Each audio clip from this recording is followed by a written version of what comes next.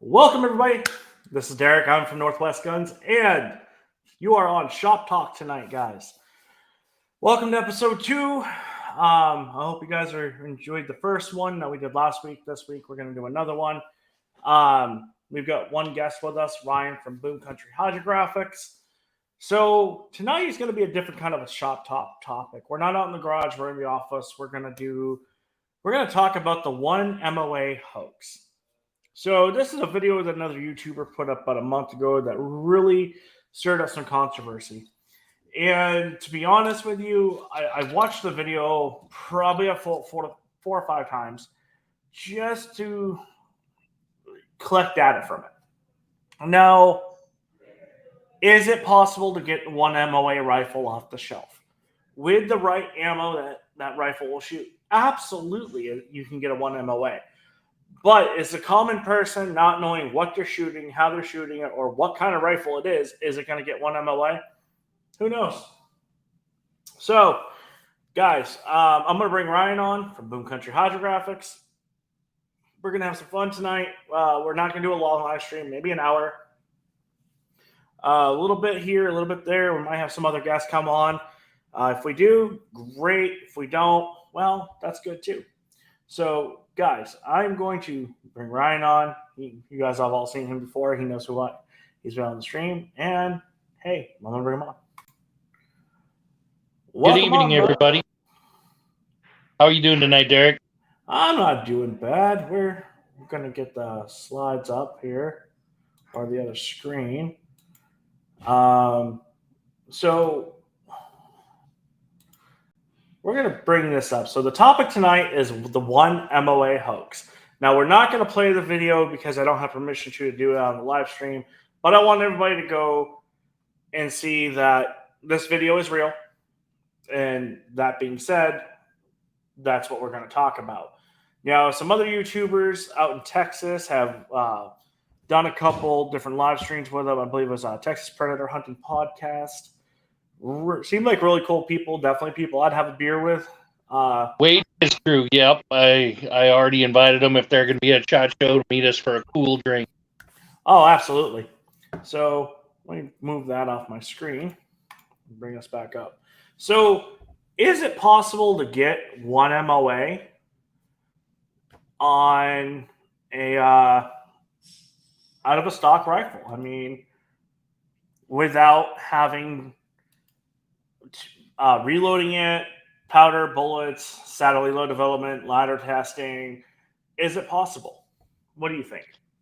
In my opinion, in my experience, yes. Not every rifle, but majority. You're going to have to buy 4 or 5, however many types of ammo are out there for different bullet size and brand. You're going to have to go through a few of those to find the right one, but I seriously think you can. Now, I do have a caveat to that. It's if the shooter is capable. Right. Not everybody is capable. There's nervous shooters. I'm a nervous shooter when it comes to competition. When that timer hits, I lose my cookies. And then I got to pick them up all out of the dirt before we can play with them again. You know? But yet I can sit at a bench and punch 700-yard targets, 800-yard targets with no questions asked.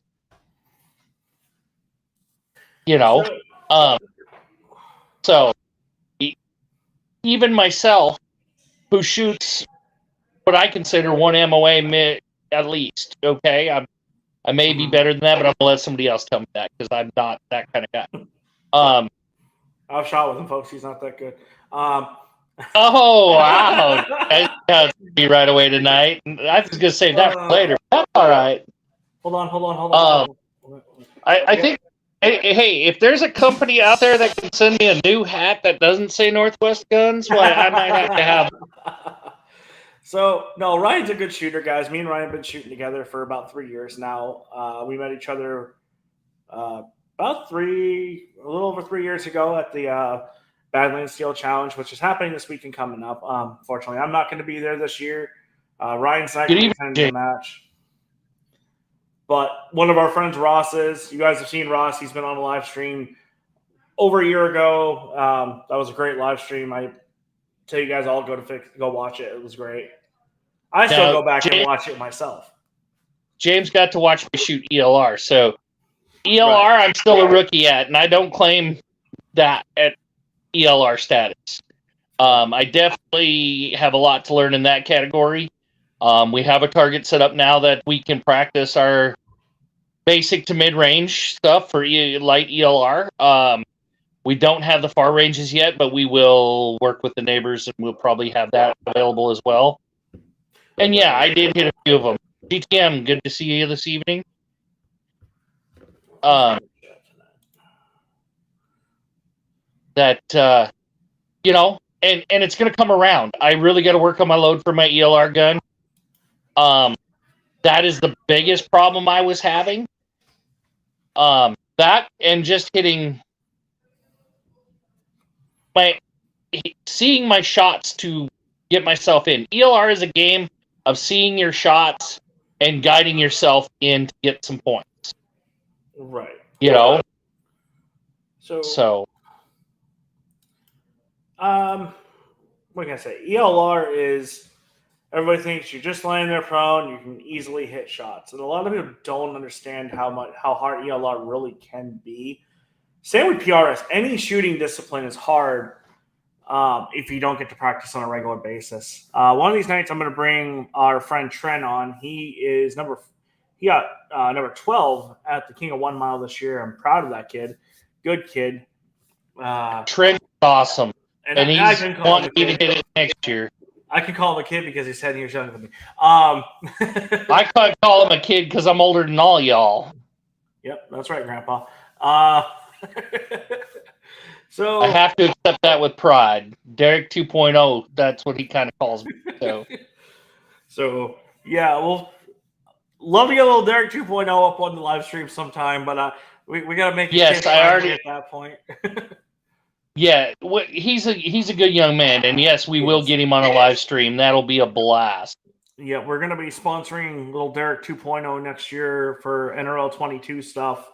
That is something that me and Ryan are both working on, which is really nice because it makes me feel good about getting the younger people into the sport.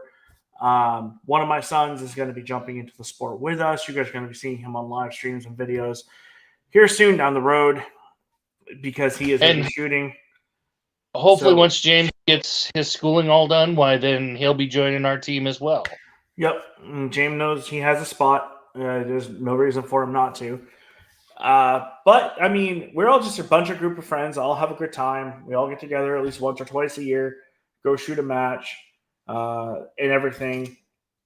So the shooting sport is really nice to have. Now, I want to jump back on topic and give you my explanation on this one MOA hoax. Now, I've watched the video, like I said, 4 or 5 times. I said that in the beginning. My only thing I have to say about this one MOA hoax video is you got a child shooting, looks like to be a custom gun. Then you had an older guy shooting a Ruger American Predator.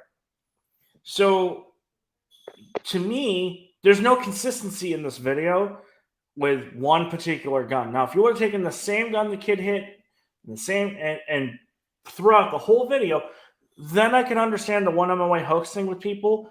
But when you're jumping between different calibers and jumping between different rifles, a custom rifle is going to make a big difference in shooting over a stock rifle. Any day of the week. I don't care what anybody says. Because with a custom rifle, the trigger is always going to be lighter, the bolt's always going to be smoother, and the barrels are always going to be more match grade and better chambering. So that's my whole thing with this one MOA hoax deal is there's no consistency in this video. Now, I'm not saying that the person's channel is full of false information, but this video to me was kind of a clickbait video in my opinion, because I've got plenty of stock rifles. I got plenty of stock rifles behind me which I'm going to blow up here real quick so you guys can see. So I'm going to step out of the way here real quick, and you guys are going to see that I have a bunch of stock rifles of my own behind me. So this is Shop Talk. This is all about firearms. So we're going to talk shop. So you guys all saw this rifle last weekend. This is base. This is a stock 6.5 Creedmoor, Savage, large barrel shank, Titan 5-25 by 56, long shot precision grip, long shot precision adjustable bag rider on it. Guys, you ain't getting this thing more set up than what it is, other than if you throw a Vortex Razor or Night Force or something on it. This is my competition rifle. Doesn't look like you guys can see it well, but that's my Hemi Cuda purple, and I call it Cuda. This is one that Ryan did. I wish I could show you guys this more, but we can't touch firearms on the live stream. Back here, we got a 223 Ruger American Predator. That's my son's. And we got a Ruger American 22 back here. Both of these are good firearms. As you can see, we like Rugers and Savages. And over here in the corner, I got Pristine Technologies. This is my custom 243 AI, and it fell. So I'm going to pop Ryan up on the screen so you guys can see Ryan. While I fix this rifle. And I'm kind of limited right now on stock rifles. I've been weeding them out as I go. Two Pristine Technologies. Second one's in build. We're calling that project Tony the Tiger. You'll see why in a bit. My very first 243 build was amazing. But we're going to go ahead and repaint that one here. And then it's going to show the light of day right before we go out and do some coyote hunting. We're bringing up, of course, my YouTube channel will be up shortly. I'm working on some videos right now. So, Slav, they're coming. You'll get to see them, buddy. Then maybe I'll, at one point, become a content creator at some point. I am doing it to show off my Cerakote work. Of course, that's kind of my goal. But we are also going to do some product reviews and little competition back and forth with Derek there. And I do have one that I need to do, a 22 challenge that I need to go out and do. It was about a year behind, but I ran into some major winter up here. And, of course, the Moondog, he's got California's kind of nice, most of the time. Minus hurricane season, maybe, but does California get hurricanes, or are they just avalanche or earthquakes? California is just a natural disaster in general. Well, we know that, but Moondog's pretty cool. Well, yeah, Moondog's cool. I didn't say Moondog wasn't cool, but I'm just saying. So California in general is just a natural disaster. My stock rifles are 2 Ruger Precisions and a 1022, a heavy barrel that was customed by somebody at one point, and then a 3030 Winchester A. I'd say we need to get you a jazz setup, but we got other stuff in the works, guys. I'm not going to say anything. Oh, we got some cool stuff in the works. I can't wait to get that out there and show you guys a little bit. Right. So we got some stuff in the works. We're going to go. That's all I'm going to say for now. I want to get you guys a little excited about it. Little by little, over the next couple months, you guys will be hearing more and more about that project. I'm really trying to keep that one up to wraps and everything, but Ryan's jumping in on it with me. So. Originally, Tony the Tiger was going to be a 223 build for a trainer, but now Tony the Tiger got team. Right. I will say the one cartridge I've been shooting all year for competition, I absolutely love this cartridge. There's nothing wrong with it. It's one of my favorites is my 243 AI. This has by far been a dominator for me this year. It's done really well. I've gotten a couple top 10s in my class. Shot it at Night Force when everybody laughed at me because everybody there shoots Normas or PRCs or something. But I was like, I really enjoy shooting this rifle and shooting a short action. So I'm not going to say I didn't have my PRC in the back. 300 PRC is all right. I love my 300 PRC. I've done matches with that thing I shouldn't have done matches with. Right. But, I had the time to opt out. Well, I didn't. So, and I'll actually give Derek credit. The 243 AI is and has been kind of hiding my face with the hat there, so we're going to tip it back. I don't like looking like a goober, but the way my camera is tonight, that's what we got to deal with. We are going to get a more better area set up for a camera and everything, so when we do these live streams, it's going to be way better lit, everything. For competition, PRS competition, I'm running a straight 243 match chamber against Derek's 243 AI. I've got some data for that. He's got some data for his. We're going to put it together, and you guys will be able to see it on a later shop. Yeah, we're going to do a whole nother thing with Shop Talk on the 243s. As you guys know, I'm doing a lot with the 6.5 Creedmoors right now. The other two 6.5s are over there, Olympian and Scout. Oh, Derek? So, yeah. I hate to interrupt, and I apologize for interrupting. Yeah. But in the near future, you will receive a package, and it will say not to open until live stream. Gotcha. Okay. A few of us have put together a small package for you, and then a few of us are coming together to be on a live stream with you, so you can open your package. Okay, we will do that. For sure. Okay, guys, we got another guest joining. You guys all know him. Good friend of mine. We did SHOT Show live together. God, that had to have been 3 years ago? No, we did that. Mr. OG himself, the only true Slav that there is on YouTube. Not that fake Slav that was in trouble with the DEA and the ATF. We're going to bring him on. Once he gives me the thumbs up, he's going to jump on the stream with us. You just let me know when you're ready, bud, and I will bring you on. Okay, he gave me the thumbs up. Mr. OG Slav himself, Mr. Slavguns, is joining us tonight. Hey, what's going on, everybody? Well, good evening. Doing good. So let me know how the audio is. So I decided to be one of those guys to test new audio stuff, on somebody else's live stream. You know what? So far, it's good. And basically, so I plug in, I'm plugging in my headphones. I'm okay, I can see the microphones picking up, but I can't hear any of you guys. I'm going a little crazy. So it's weird. Well, as you guys know, so basically, we also, besides YouTube, we were an Amazon influencer. So we get a bunch of Amazon crap sent to us to do videos for. And this was actually one of these microphones. So usually I use this semi-professional Audio Technica, but I'm hey, you know what? Let me actually try this. It has lights and stuff. It has some decent features. So did I lock us up? No, you're good. Yeah, you're frozen a little bit, but we're good. Wow, look, you have some really cool people. Wasn't on Wi-Fi. Yeah, we got 5 people watching right now so far. Oh God, Slav is 6 souring his audio equipment on us. What does that mean? It looks like we lost Ryan. I have no clue what happened there. I'm sorry. I didn't know I have that type of an effect on people. I join and people leave. And Ryan is an awesome channel fan.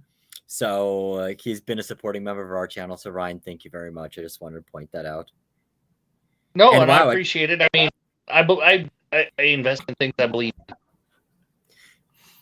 You just basically, I'll do whatever it takes in order to get those SHOT Show invites and stuff. So let me go over what SHOT Show is my getaway. Let me show you what the topic is tonight. We all know the person on this. No, it's not SHOT Show. We can talk about SHOT Show later. Wait, we're not talking about SHOT Show? Okay, I'll chat with you guys later. No, we're doing so there's a video that another YouTuber did that we both know, and it was kind of, to me, it was a misinformated video. The one that's in jail? No, not that one. Okay. No, I'm not even getting into that one on my channel. No. Well, no, because I think I know what the topic for today was, and I think that was the video that we were referring to. So Okay, No. I digress. No, let me show you. I'm going to pop it back on the screen real quick. Okay. Okay. So, God, I hate that camera angle. right. So this video to me had a lot of misleading information to it, and there's been some other YouTubers that have called them out on it. And couple Texas Predators hunting podcast they've done a couple videos on it, and my whole thing with it is, I don't know if you've watched it or not. No, I have not. Okay, then you should go back and watch it after the live stream. To me, there was just a lot of misleading information on it, and it was like information that really was not usable. But So sum it up. Sum it up. So there's a kid shooting a custom rifle. There's a guy shooting a Ruger American Predator, and none of them are shooting 1 MOA. Okay. What's this proving? A custom rifle versus a stock rifle? And then he goes into warranties about different companies and everything, and it's like, I don't understand the point of your video, but it's getting a lot of trend and a lot of traffic. Well, that's because the channel is really big and awesome. Yeah. So not saying he's not a marketing genius by any means, but the video to me is very misleading. Now, I'm sorry, what was it for those that haven't seen the video? What was his conclusion? Is that no one can shoot 1 MOA. No, it's bullshit, obviously.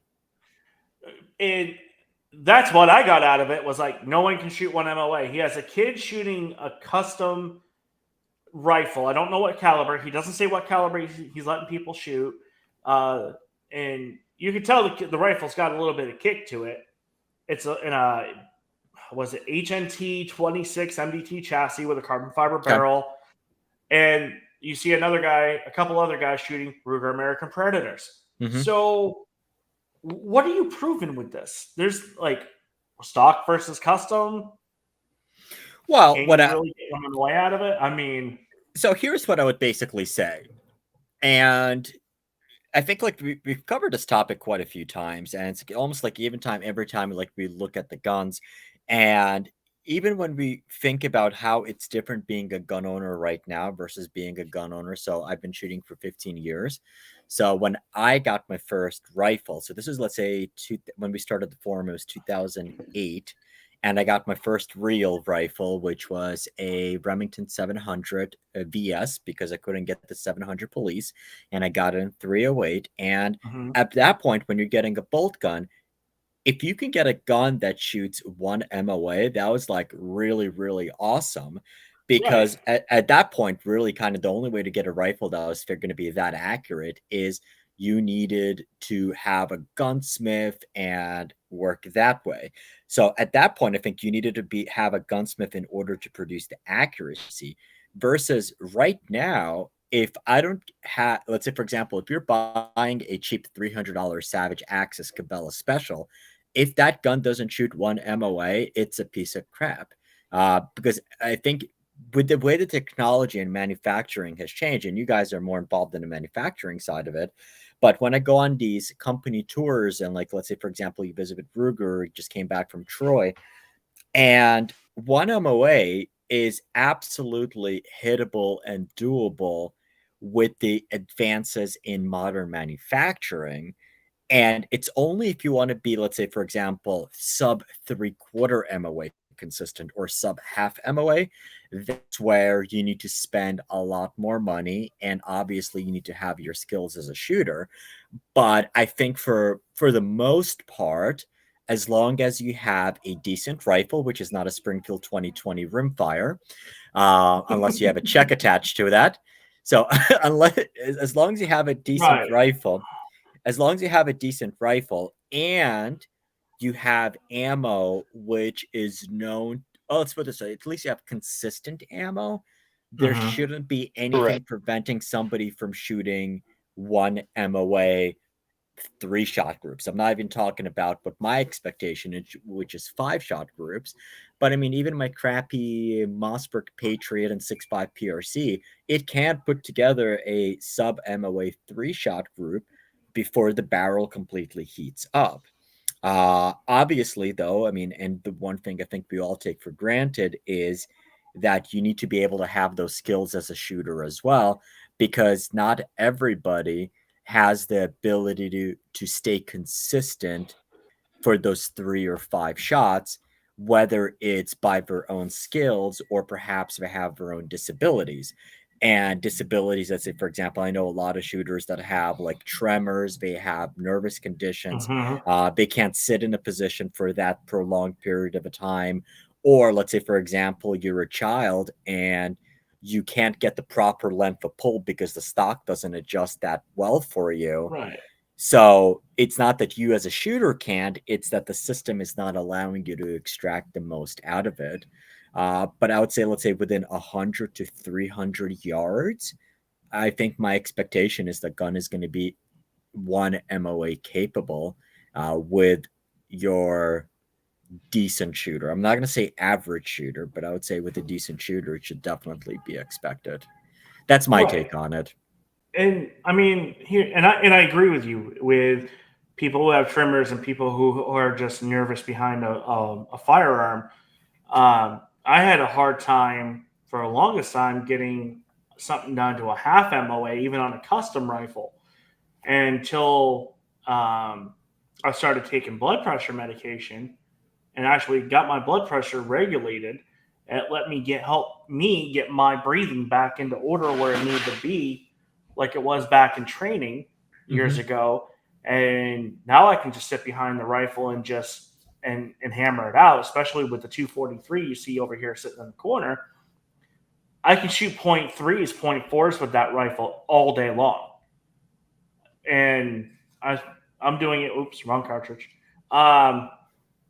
With the 115 grain burgers or the 105 burgers out of that rifle, it just shoots. But that also took time in doing load development and ladder testing. Yeah, I mean, But I think this is almost kind of like, I mean, if you're thinking about it, like for anybody right. who's a car guy. So when I got my license, I was a mullet head. I had a Camaro Z28, and the first time I took it to the track, it's like, I'm like, wow, it's running low 14s.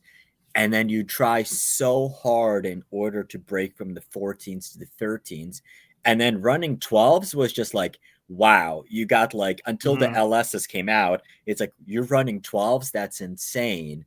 Right. But now it's like with manufacturing, even though like now you can get a car that will run 11s bone stock and can still get high 20s or low 30s mile per gallon, or you can just go get a Tesla, an Elon mobile, and it'll run sub 10 seconds just by mashing the pedal.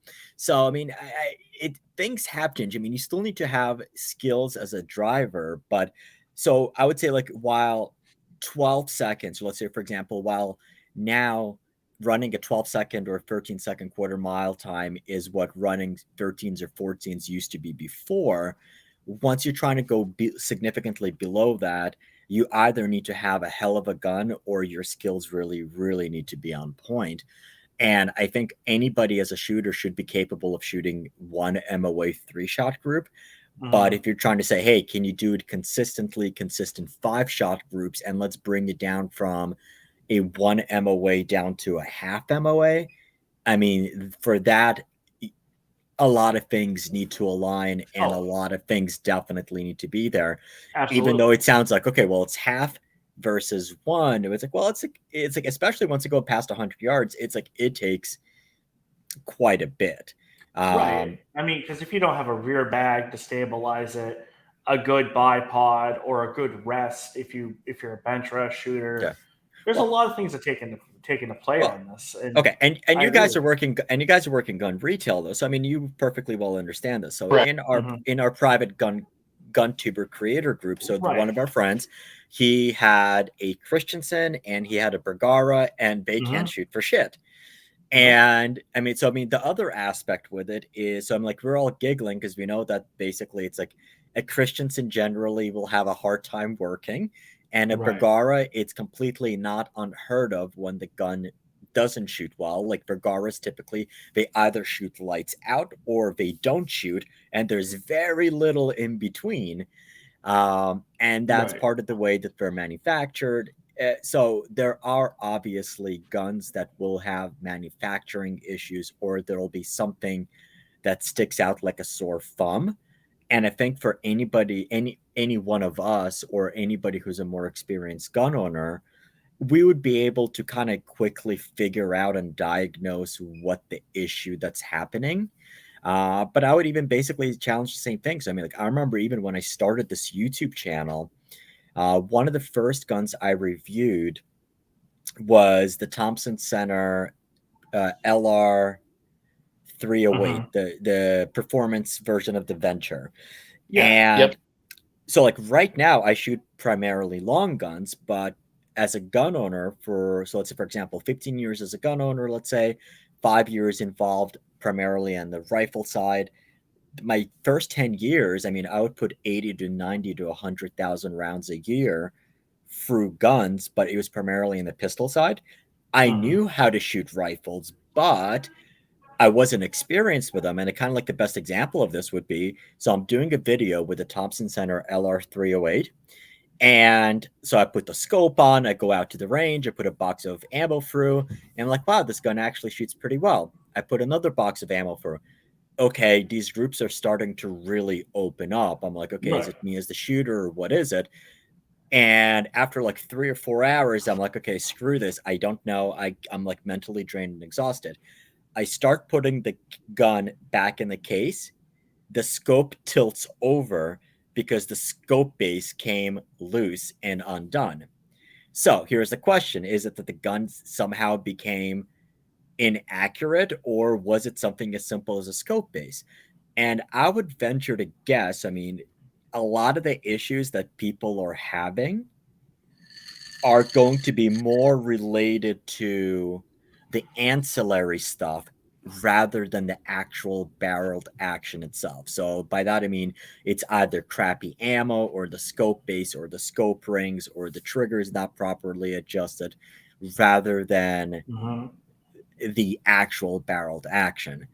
And I would say, when I'm at my retail side, I've noticed very much so any of the optics or rifles that come in with optics, if your customer is very nice to you, you go ahead and re-level that scope and re-sight that before they leave, and that'll usually take care of a lot of that.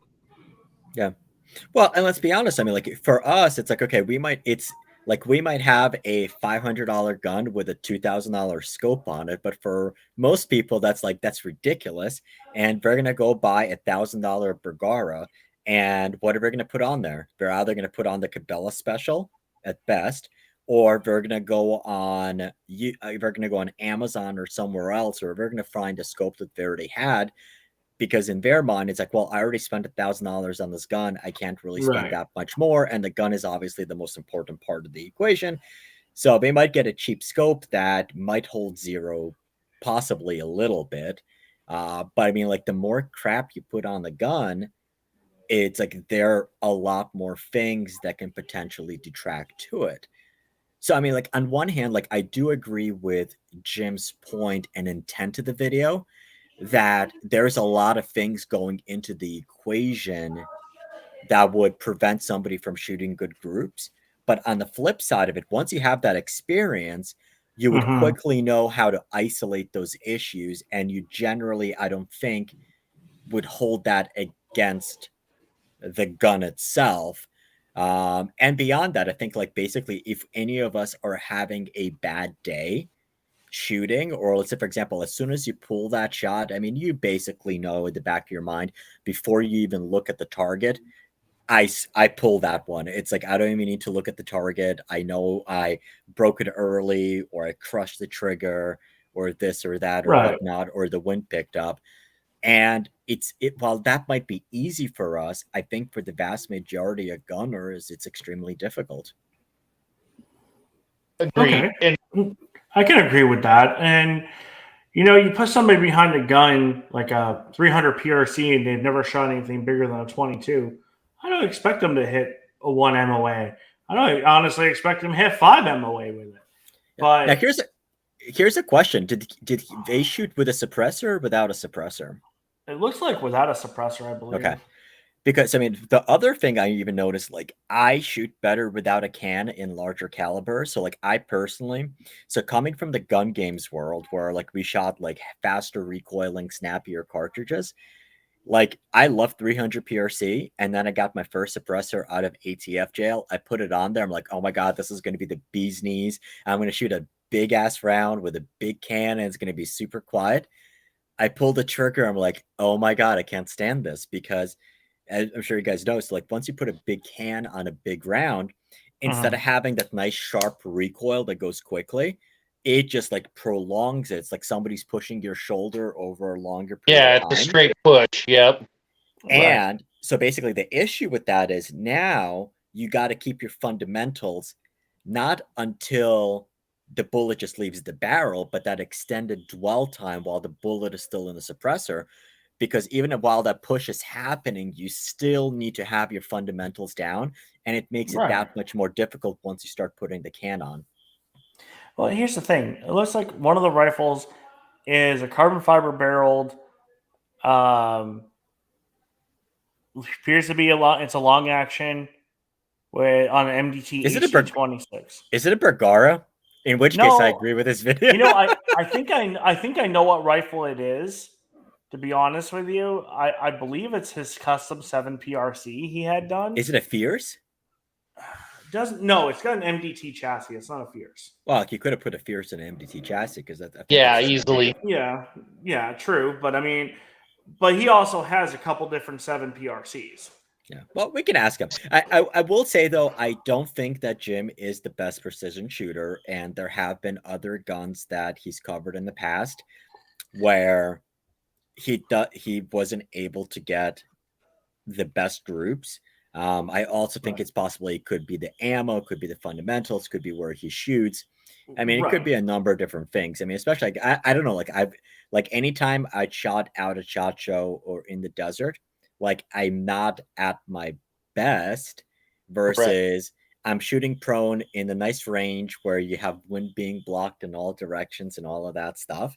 Mm-hmm. I don't know. So you haven't been to North Dakota? No. Oh, you got a question. We'll bring this up. GTM's got a question for you. I'll bring it up on screen. Did you get rid of your Savage 300 PRC? Savage wants it back. I'm not sure if I want to send it back or if I'm going to keep it or not, or I'm going to ask him politely, hey, can we keep it for longer term testing? Yes. So I still do have that. I haven't shot it in a while. The plan for that rifle was actually I was supposed to use that as my King of 1 Mile gun in King of 1 Mile Russia and King of 1 Mile Ukraine. But there's some stuff, there's some bad weather in Europe. So just a little. But the funniest part is if the events were held, it would be King of 1 Mile Russia and King of 1 Mile Russia again. Due to where the range was located. Right. Yeah, I remember we were both going to look into that one. Yeah, I didn't even get to do the King of 1 Mile this year, US. Unfortunately, I didn't either. Hold on. Didn't you? I'm sorry. So for GTM, didn't you have contact with Savage? We can just hook you up and we can send you one on loan. If not, sorry, give me 1 second. I'm gonna put my laptop unplugged power. So give me a second. No problem. This does. I was gonna say, GTM, leave a message for him in the Discord group because I know you're in there with us. And if you want to come on, you're more than welcome. I sent a link. You just let me know. Now, part of what I do for my business is I will take people's rifles, verify that they're sighted in. I'll do load testing. I'll do break-in periods, whatever's needed, especially if they're not a hardcore shooter. Okay. And Slav had mentioned Christensen, so I have a little gripe about that. 2 brand new MPRs. Now, these are MPRs. The Mesa so far have treated me all right, but 2 6.5 PRCs and MPR.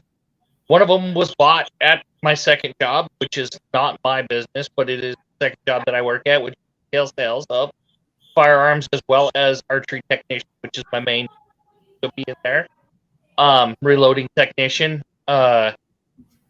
So one was bought there, one was bought at Shields. Okay, I won't lie to you. I'll tell you that's where it was bought. Both guns come to me and said, "Hey, I'm having problems." They've had about 20 rounds down the pipe. These guns took about 60 rounds before they would stack bullets. Yeah. And maybe I'm just not doing their break-in correctly. I got to do some research on that. I'm not saying it wasn't me, because I do barrel break-in a different way, mostly because I don't believe in barrel break-in, especially when I'm paying that much for a rifle. I think it's a barrel maker's dream, especially in high round or low round count barrels like 6.5 PRC. That most of the stuff that I have put together and built, and including my Ruger Precision, having one of them from brand new and one came to me that from a guy, they picked it up on a trip, brought it to me, and they knew I was into 243s, and it was a Gen 1 243, so it decided to make the home. That one had been used and abused, so that one didn't shoot until I cleaned. And that one would shoot factory ammo at less than 1/4 of an inch, as well as my reloads, and my 6.5 breed more in the Ruger Precision, which was the gun I acquired to do my first match with, because that's what my partner had, and we wanted to match him up, go out to the Vortex Extreme, since we were invited out to the Vortex Extreme and by Vortex, and wanted to go out and hang out with those folks. And little did I know I should have been way more fit for that competition, but they were all good and gave me a hard time when I gave me a hard time, because, you know, when they all asked, you know, what's your name? And I just said, Fat Kid, you know, and that was my nickname through the whole match then at that point, because this is all ex-military guys that are doing their running and gunning, and we were just hiking it for our fastest time for us. Yeah. But I should Derek. So I'm just thinking back more to the video. What calibers was he running? So I remember the one he was doing the big rifle comparison ones. He had them in like all different calibers, and obviously, he didn't say. So, and obviously, one of the biggest things is accuracy is going to be very much inherent based on the cartridge as well. So, I mean, even if we're looking at, for example, modern cartridges such as 6.5 Creed, 6.5 PRC, 300 PRC, 7 PRC, all the dashers, the GTs, and all of that fun stuff. When this with the SAMI spec on there, your tolerances for what is acceptable are much, much, much more precise. Whereas you have something like 223 or 308 or 300 Win Mag, where it's going to be all over the map. I mean, it's going to, I mean, there's one, but I mean, you have all different bullets. Then it's going to be, I mean, obviously a lot of the bullets are going to depend on the bullet jump itself. So, I mean, if you're talking about, let's say, if you're buying a rifle in 308, yeah, I think it's going to be a lot more difficult to get one MOA out of it. But so I guess everything I've said, just put the asterisks in there with a modern cartridge, such as the Wonder Sixes, something normal with anything by Hornady. Let's put it that way. If it's going to be like in something traditional like 308 or 300 Win Mag, there's definitely going to be a lot more room there, because the ammo is going to be far more different rather than ours. Hey, there he is, Mr. Bullets4Bucks. Is he jumping on with us? Are you jumping on with us? Because you can talk about this and your guns. I don't know. We're kind of talking about one of his friend's channels. I don't know if he wants to jump on that. It's okay. We don't shit on everybody's channel. No. But no, it's an interesting topic. I think, like, I mean, and it's one of the things that we did discuss before. Agreed. We're not here to bash him. We're here to state that I'd love him to come on and explain the purpose for the video. And well, I think we know what the purpose of the video is. I mean, like, let's put this way: there are many rifles that's going to be extremely difficult, right, to get one MOA. However, I think a normal cartridge with your competent skills as a shooter and good ammo, you should have no issues hitting 1 MOA with a proper cartridge. Right. And what I'll also say is, I mean, like almost like it's obviously a lot easier to shoot a match gun than it is, or like an F-class gun than it is to shoot a stock, like $300 Walmart special. I mean, Correct, due to the weight. Yep. Well, Right. it's not even the weight; it's like the trigger and everything, and the way it's set The up. trigger, I mean, like, the action, the lock. All but here's the thing, though. I wouldn't even say timing. the action. I mean, I would say the action is the least critical part of the component. I think honestly, it's like it's going to be the fit and the trigger, because let's put it this way: and this is kind of like my thing with it is when I tell somebody to learn how to shoot, I tell them, hey, learn how to shoot with a heavier trigger, so that when you go down to a match trigger, you're not going to bring over your bad habits. Versus if you give somebody, let's say, for example, let's put it this way: if I give somebody my 6 ARC AR that has a jarred 7-ounce set trigger, I don't care what you have. That 7 ounces is going to break so easily that you're not even going to have any. It's not your bad habits Just jerking the breathe wrong. trigger. It's a jerking the trigger, crushing the trigger. It's not going to have any impact on that trigger at all because it's going to break the moment you put your pad on it. So obviously, I mean, like when you have a very nice trigger, it's a lot easier to shoot it. And I would also say, look, I mean, look at a handgun world. It's like, why is a 1911 such a fantastic gun? Because it's very easy to shoot accurately because the trigger, unlike being a pendulum trigger, which you have to pull it back, you have to pull it straight back, but it's also curved and it swings on the pendulum. Rather than 1911, all you have to do is it's guarded on top and the bottom. You just need to push it straight back. And it's much, much, much simpler to do that. So with match guns and with match triggers, yeah, I think like when you give somebody a gun, it's going to shoot a lot better. And look, it's like even when I shoot like that Mossberg, I think that the Mossberg Patriot in 6.5 PRC, the best modification I've done to that gun was putting in that jarred trigger because it made it so much easier to extract the most out of that gun. I think like, I mean, even same thing like with the Ruger American, like even like take a stock Ruger American, even if you keep the stock and you just throw in that Timney trigger, it's going to make it so much easier to shoot well because you're going to have, it's not even the lighter, it's clean. It's like, I'm a big fan of 2-stage triggers. You take it straight up to the wall, find the wall, pull it straight back, bam, it breaks. It's clean, super simple to shoot. Versus it's not that simple with other guns. And that's why then basically that's where like the other components, such as a heavier barrel, a heavier stock, all of that stuff is going to kind of help overcome the trigger. But I'm a huge proponent of once you've got the fundamentals of Right. shooting, upgrade the trigger because it's going to make it so much easier to shoot the rifle, and then you can do everything else. And one video idea that we actually had was, so hopefully later this week, I know one of the things we always discuss is, okay, well, what's going to be the most important, or kind of like what's the one modification that's going to make the most impact?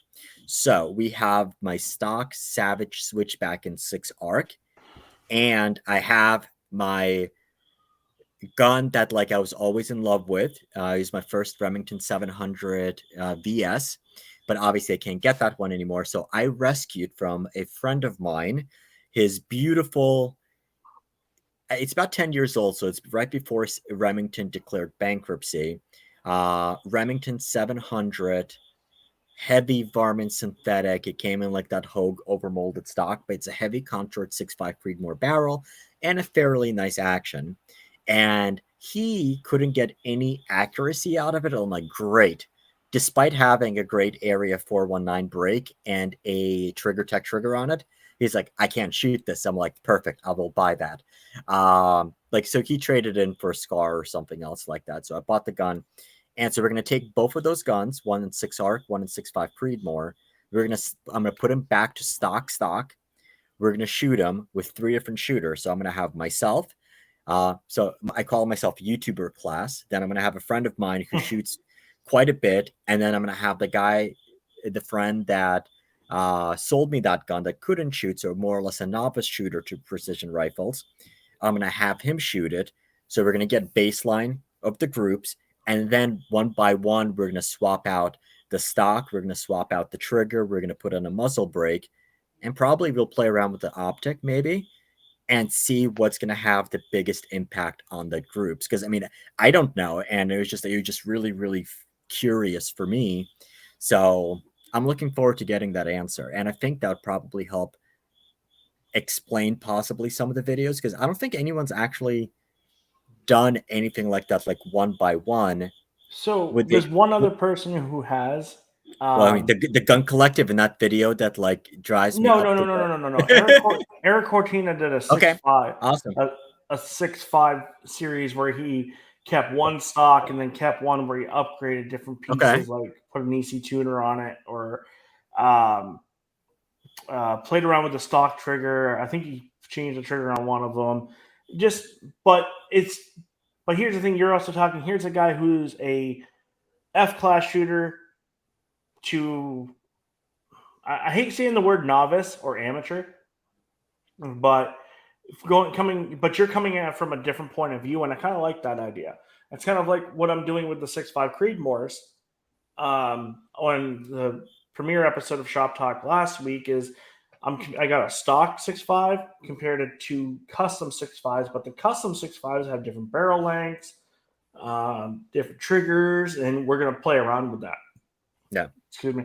So we're going to bring Steven on from Bullets4Bucks, guys. Steven, give me a thumbs up if you're ready to come on. Yes, I just even think of it like, honestly, like with 6.5 Creedmoor, I think the delta between a custom. Ooh, here's the other video idea for anybody who wants to do it.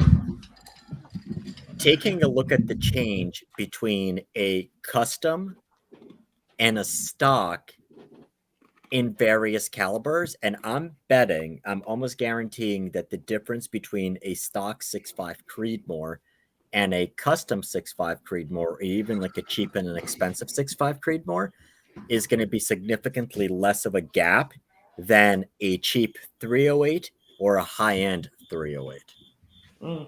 That would be interesting.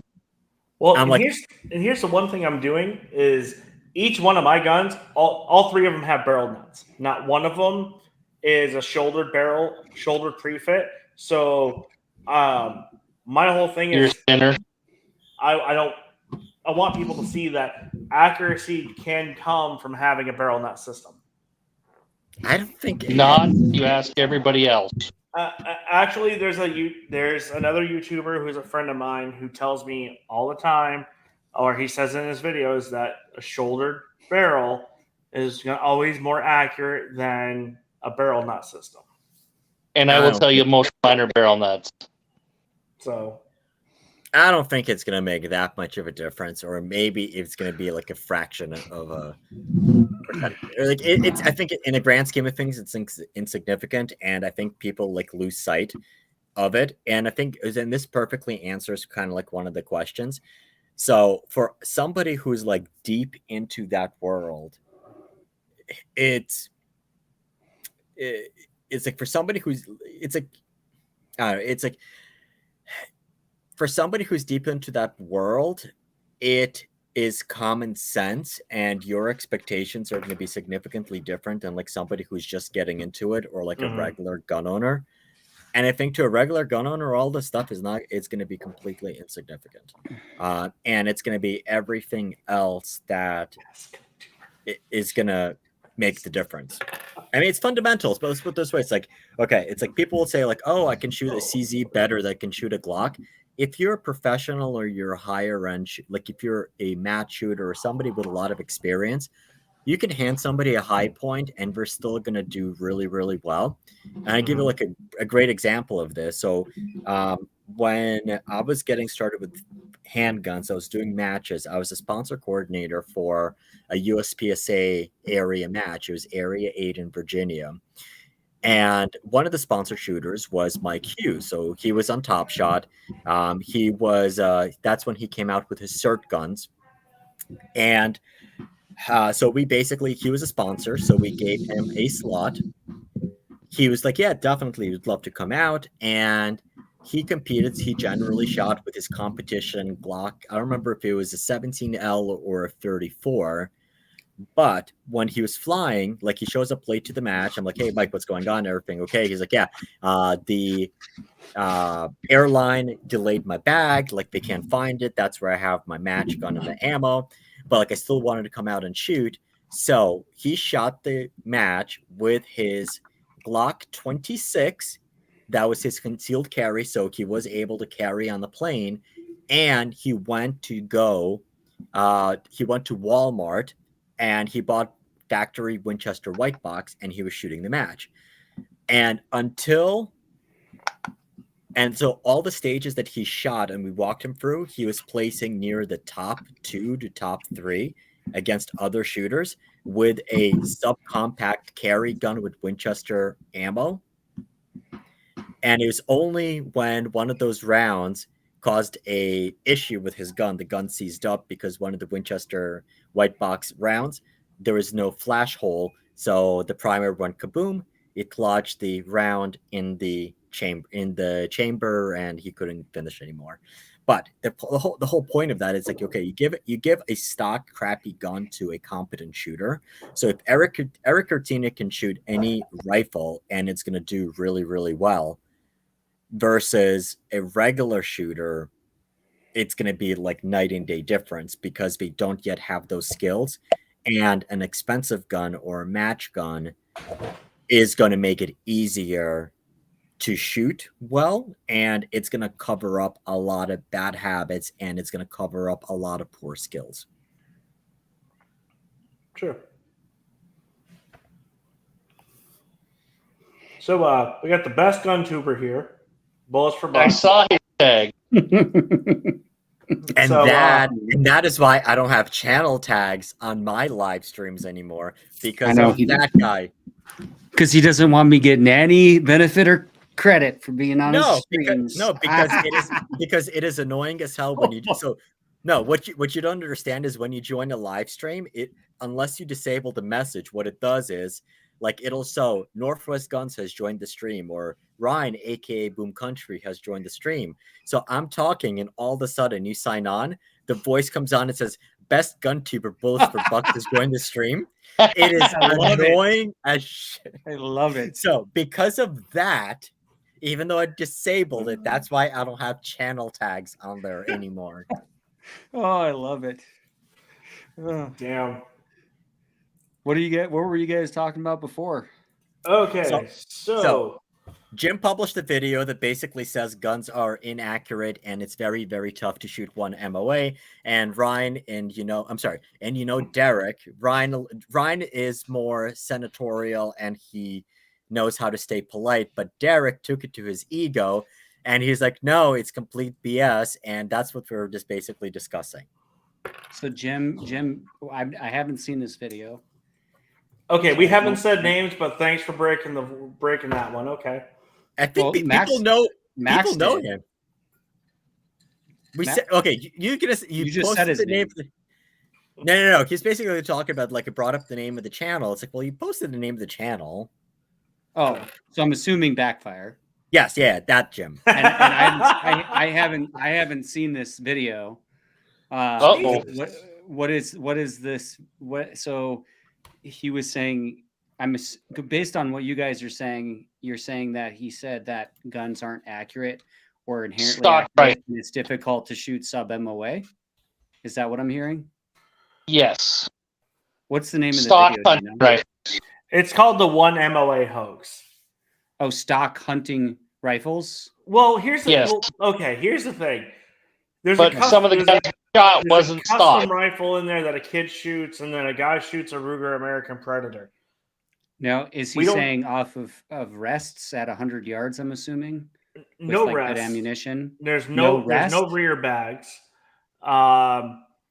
So it's just interesting how he put this video together, and then he goes into talking about different warranties for different companies and how this warranty is not as good as this one, and this is both and it's like, other than pissing off some companies you've worked with, but I would say Wait, the wait. only time the warranty should come into play is like freaking CZ, and I'm going full Dickwa status on here. It shouldn't take 2 freaking weeks to send me a freaking prepaid label to send the gun back to you, especially when you promised me 3 times that you're gonna overnight me a box to go along with that label, and that was last week. So Jim Harmer's video. You brought up his last name. Now I'm really doxing him. So he's so first of all, I love the guy. I love his channel, and I actually I couldn't look figure up to that him one out at in many the ways. very first freaking SHOT Show we were all together. You came up. You So- know who this is? You know who this is, Derek? Yeah. I don't have a fucking clue.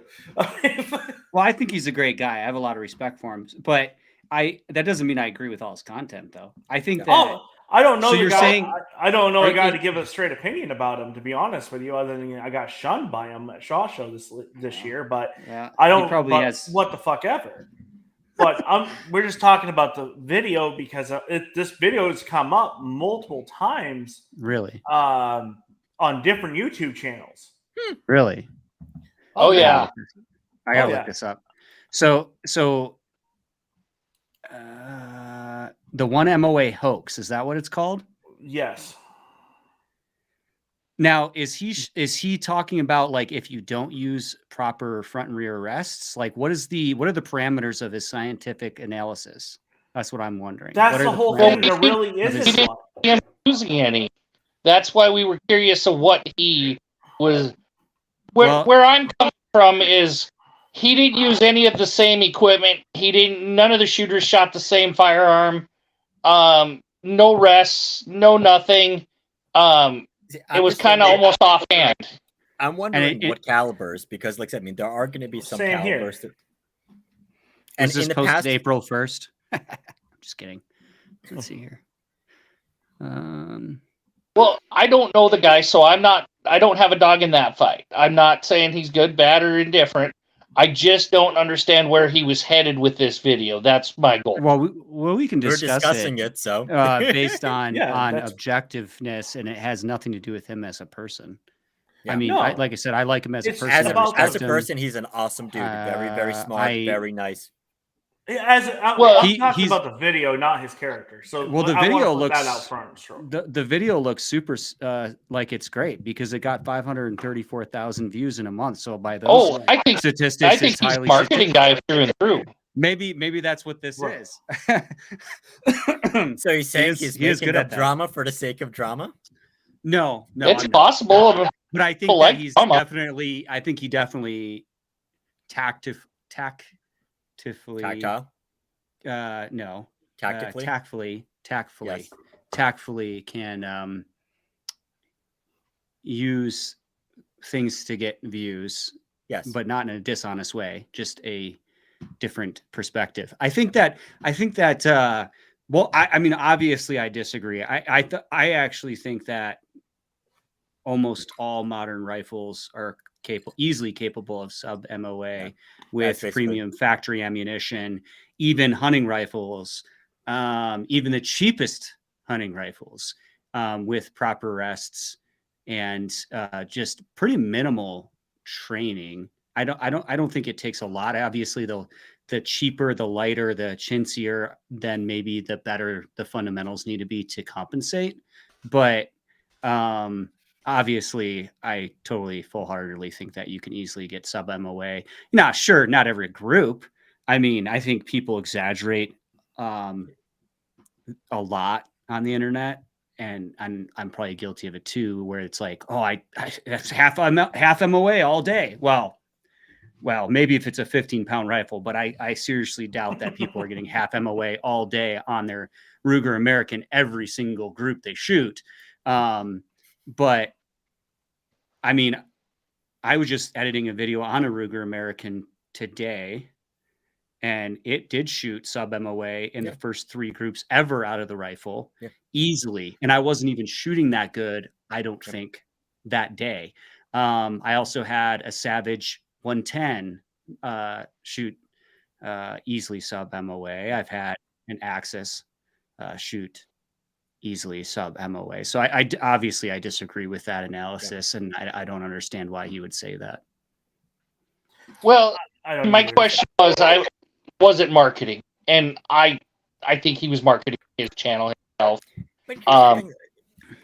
It's like I know he's partly doing that, but I also know, going back to a lot of his earlier videos, I'm guessing it's down to one of two things, and primarily I would want to know what calibers he's shooting in. So I haven't seen the video. I don't know if he disclosed it or not. He doesn't say what calibers, what kind of rifles. I can depict the rifle because I build them and I'm around rifles every freaking day.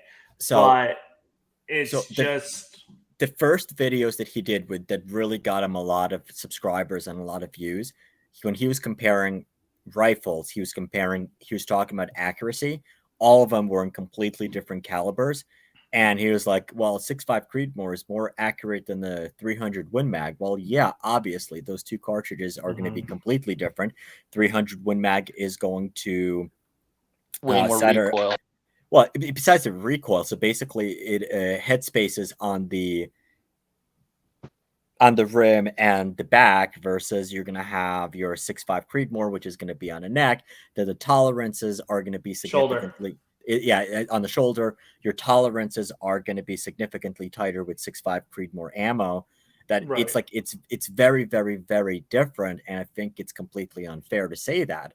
But I mean, as far as Ruger's Americans, for instance, I mean, I haven't had one yet that hasn't been sub MOA. Now, I'm not going to go saying like, wow, this thing is like sub half MOA all day long, because it's not. But it's definitely a sub MOA capable gun.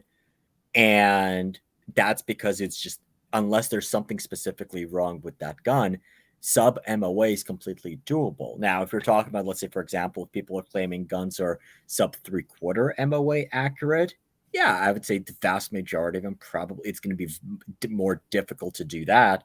And anybody who's claiming, hey, this gun is sub half MOA accurate all day long, it's like, that's just BS.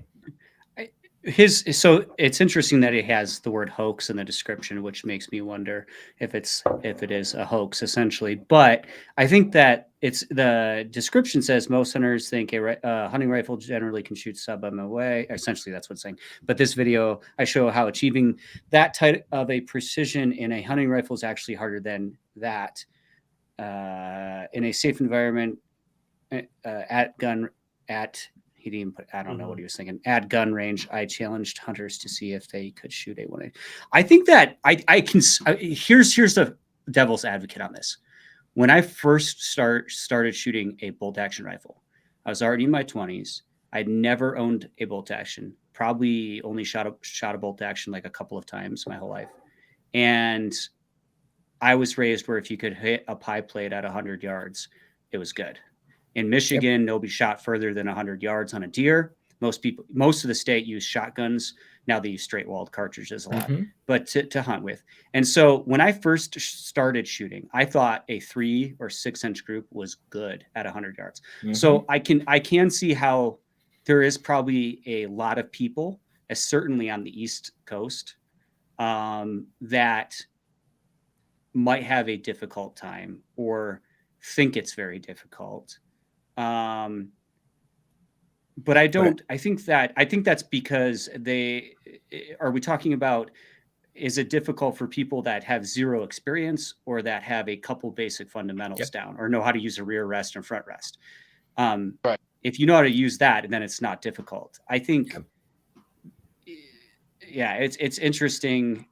So I think so. Thank you, Stephen, for reading the description on it. So basically, it seems like that he's challenging your typical gun owner at the range to shoot 1 MOA, and I completely agree with that. The vast majority of gun owners that you're going to meet at the range are not going to be able to shoot 1 MOA, but that's not because of the gun. It's going to be rather of a skill. However, unless you give them a 20-pound or 30-pound PRS gun, which is not going to move, and it's something like in 6 Creed or 6 Dasher, where it's pull the trigger, breathe on it the wrong way, it goes off, and it's like, oh wow, this gun is inherently accurate. But at the same time, when we still don't know what calibers they're shooting. That is a big key, because there's a big difference between running a short action and a long action rifle when you're trying to shoot for accuracy. Okay, so here, I'll give you this one. I was at my local range and I was doing a video on one of the guns. It was like probably some cheap, like 300. Actually, it really might have been the Ruger American. And next to me was this guy that had, it was a special package that Accuracy International put together for one of the special forces. It was like one of the original AI Arctic warfare with, I think it was like it was a high-end German optic as well. So that package, he told me, cost him like $18,000 or something like that. And I'm like, okay, cool. So like we going, and then like out of the blue, he's like, hey, can you help me sight this in? I'm like, ooh. So I look at it, I look at their groups. He's like, he can't shoot. So like basically he bought this rifle, but he can't even sight the gun in. He doesn't know how it works or how it operates. I think the average gun owner, and obviously the people that watch your channels are absolutely not average. You're all beasts. But your average gun owner that's going to go buy a Ruger or Weatherby or something like that, when we're going to buy their hunting gun, they're not going to be able to get sub MOA consistent groups because they don't keep the fundamentals in the back of their mind. And as Steven said, if they're capable of hitting a 10-inch steel plate of 300 yards, that's going to be like, wow, this is actually pretty damn good. And obviously the caliber is going to make a difference in all of that stuff. So no, I mean, the guns are absolutely capable of that. But you know, like even having this discussion, I think I know why a lot of high-end guns are now being sold, because they're easier, not that they're more accurate, but they're easier to shoot more accurately due to the lighter triggers, due to the heavier barrels, less recoil. And probably a better chamber job than a lot of the lower end ones too, because there's more time taken with it. But now I'm glad Steven brought up a couple of points. He did read the title in the bottom, other than the actual clickbait title up top, which probably most people get sucked into. And if he is just grabbing people off the range, there would be no standard caliber, as Derek and I were questioning. Okay? They would each have their own caliber that they hunt with, first of all. And then it brings up point number 2 that he said, the pie plate. There's still several of those people here. Mr. Troy Toohey, I'm going to put you on blast because you are my pie plate teacher. He thinks if he can hit a pie plate at 100 yards, he's golden. And yes, he's been fortunate, killed a few deer, but I'm going to work with him and see if I can't get him past the pie plate. Well, I think if you were to take all hunters, because this in the description also says hunting rifle, and most hunters is what it says. I think that if you were to take all hunters, especially on the East Coast or southern parts of the United States, or especially south east, like Florida, they don't shoot beyond 100 yards. They're using straight walled cartridges or shotguns. I think a lot of them. I think that like a lot of them would struggle to shoot one MOA. Where it's misleading is maybe like implying that it could be a manufacturer's problem or fault. Well, I think that like, you know, though there is, I think the average person does struggle, but I don't think it's because it's hard. I think it's just because they literally, like when somebody literally told me use a front and rear rest and like showed me, I don't even remember somebody showed me, but somebody told me, I know that for sure. And I switched from like shooting off a bipod or a backpack on the front and like no rear rest. Like I had no idea. I had no idea what I was doing. And just that simple front and rear rest alone, I think is actually what got me to my first sub MOA group or MOA group at 100 yards. Like just that alone. So like those I mean, it's simple, and maybe we are overlooking that too. Well, was the conclusion was the conclusion the guns? I don't know, because I mean, I don't know. I haven't seen him shoot like consistently tight groups, and I think we've discussed that in the past. And like, there's like literally a bunch of shooters out there. I mean, the thing with YouTube is, I mean, we have audiences, but like YouTube, before you become a gun tuber, YouTube doesn't ask you to show your credentials or how good you are as a shooter before you do a gun channel. And I think it's like as long as you know a little bit more than your audience, Well, that's then true. If that was the case, Ryan wouldn't be here. No. Well, he has another video. He has a. So I'm kidding. like I said, I've been shooting since I could walk. I love his content. I respect him. I think he knows.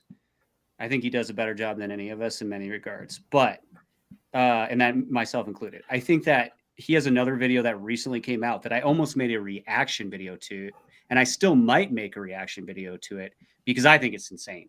He has a video where it's high shoulder shot versus long shot for hunting deer or hunting big game, essentially.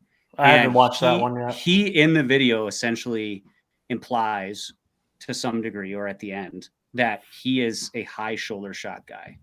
And I do know elk hunters that are that way, and I think he has a diagram where he shows a high shoulder shot. And to me, it's insanity. I get the front shoulder shot, but a high front shoulder shot, your margin of error of just blowing the backstrap or losing a deer to me is super high. Like it's way too high. Your margin of error is way too great. And you're destroying tons of meat, potentially the backstrap. And so, agreed. And that's for rifle. He's not even really talking about archery. Archery, it's definitely insanity. And so I was almost ready to make a reaction video like, wow, like he definitely don't agree on this one, even though I agree with like 99% of what he says. But I don't know, maybe he's just playing the devil's advocate on these a little bit. I don't know. And maybe I watched some of his other videos and I didn't seem to have that, that kind of take on some of his stuff. And I get it's video, not everything's going to be perfect. As I was mentioning earlier, when I hear that competition buzzer, things change, when the camera's rolling, things change. Some people are good or appear good on camera, but they could be shaky on their shot at that point. Right. Like I said, it was just one of those things. A lot of people have been having a lot of reactions with this video over YouTube. And I'm not judging his character at all. I don't know the guy that well. I've met him once or twice. That's it. This is great for gun tubers, though. We're all discussing it. We're all sending traffic to each videos and all of that stuff. So I think it's net positive. But those conversations should basically happen anyway. Like I said, it has nothing to do with the character. I mean, he's a brilliant marketer. I understand. Like having read the title, I understand exactly where he's coming from. I agree 100% that the vast majority of hunters, and I would consider the vast majority of hunters to be less skilled shooters than your dedicated target people, just purely based on, I mean, there's a lot of hunters here that will literally go to the range once a year to go sight in their rifles before their hunt. And we have that here as well. And it's basically, let's put it this way, if they put through 100 rounds a year, that's like a lot. Then you're going to have your dedicated target guys who they got their guns, they love target shooting, they're going to go put through a couple thousand rounds a year. And then beyond that, you have your match guys who are changing barrels every couple of matches. So with your typical hunters and newer gun owners, I absolutely agree that it's very difficult for them to get consistent sub MOA out of a stock gun with a stock heavy trigger. And especially if it's not in a new Wunder caliber, such as 6.5 Creedmoor or 6.5 PRC or 6 Creedmoor. And it's for old 243 or 270 or 300 Win Mag or something like that. However, at the same time, I absolutely and firmly believe that almost any stock factory gun that came out over the last 5 to 8 years, even Remington 700s post and pre and post bankruptcy, are capable of sub MOA with good quality match ammo, as long as the shooter does their part and like you don't have something silly like bad scope bases or something completely absurd. So yeah, the guns are capable of it. It's I agree that majority of shooters probably are not. See, one thing a person should always do either going to a match, going to the range, just going out somewhere shooting. Always go over your gun. Make sure your muzzle brake's tight. Make sure your action screws are good. Make sure your scope base is good. Make sure your scope rings are tight and good, especially when you're at a national level match. Oh, please. I've done stupid stuff like that. Scope was my problem. We were at a match last year. We were at Night Force for the first time. And the second day, Ryan's scope came loose. Oh, well, it happens. You're at a match. But it was my first 2-day match on that one. I do. Yeah. Go ahead. No, I was going to say, Max was saying like most aren't capable of it. It's splitting hairs, but I would argue that everybody's capable of it. It's just a very, very brief explanation of some fundamentals, and they can easily still achieve it. I know that's splitting hairs. I know what you meant. Yeah. But and the important thing to remember, because I know Derek hunts and stuff, but I know you don't really hunt much, Max. But like hunting is really, I mean, hunting can be archery hunting. It doesn't even have to involve a firearm. So it's really multiple skills combined, so to speak. And shooting is arguably like one very focused skill at a high level. Yeah. Or target shooting, I should say. So hunting is definitely a whole different sport. It's a whole different thing. And somebody like a lot of the best hunters I know are very much so are far from the best shooters. Like some of them are even well below average at shooting, but they're so good at every other aspect of hunting that they'll destroy me any day of the week in hunting, even if I'm shooting good.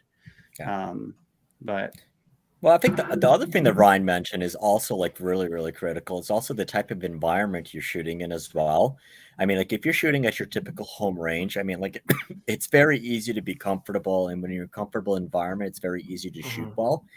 However, like with matches, so I haven't done rifle matches, but I've done hundreds of pistol matches. And with newer shooter, like or somebody who's not used to competing, as soon as that buzzer goes off, all of your skills go out the freaking window, and it's like you're just reacting to things. And it becomes very, very difficult. I would also say it's like, so maybe like not so much now, but like even like 3 years ago, and even like the first SHOT Show I went to as a YouTuber, like I felt very comfortable at my home ranges, like shooting longer distances with the guns that I've been shooting. But the first time I went out to SHOT Show and like, oh wow, I'm like shooting at these distances, I felt quite a bit uncomfortable. And then the other extreme example of that was, so also once the channel was just starting, I went to a range that was 1,000 yards. And prior to this, my local ranges were only 300. And I was testing the 6-hour BDX system. And that's the one that you laser it with a range. And as long as you have your stuff down, it will show you right in the scope where to hold over and you can hit the target. So here I am, I'm shooting it out to 500-600 yards. I'm feeling like the man because like the gun is just doing everything for itself. I've shot with the gun before, felt comfortable. And then it starts to snow. And that stupid laser rangefinder can't range the target. I've never shot at that target. I don't know. I wasn't able to like kind of make out where it was. And I was like, oh crap, what do I dial in? And on the BDX scopes, it's very, very difficult. Like you don't really dial in. And then the battery completely died on it. I'm like, I completely out of my element, even though like fundamentally I have these skills in the back of my head, but it was just like I was out of my element. I just felt completely uncomfortable. And it's only with like a ton of repetition. It's like now it's like we go to SHOT Show. So I feel like for me, it's like this is going to be my 12th or 13th SHOT Show over the last 15 years or something like that. All of those years I've been going to media day, shooting at those longer distances.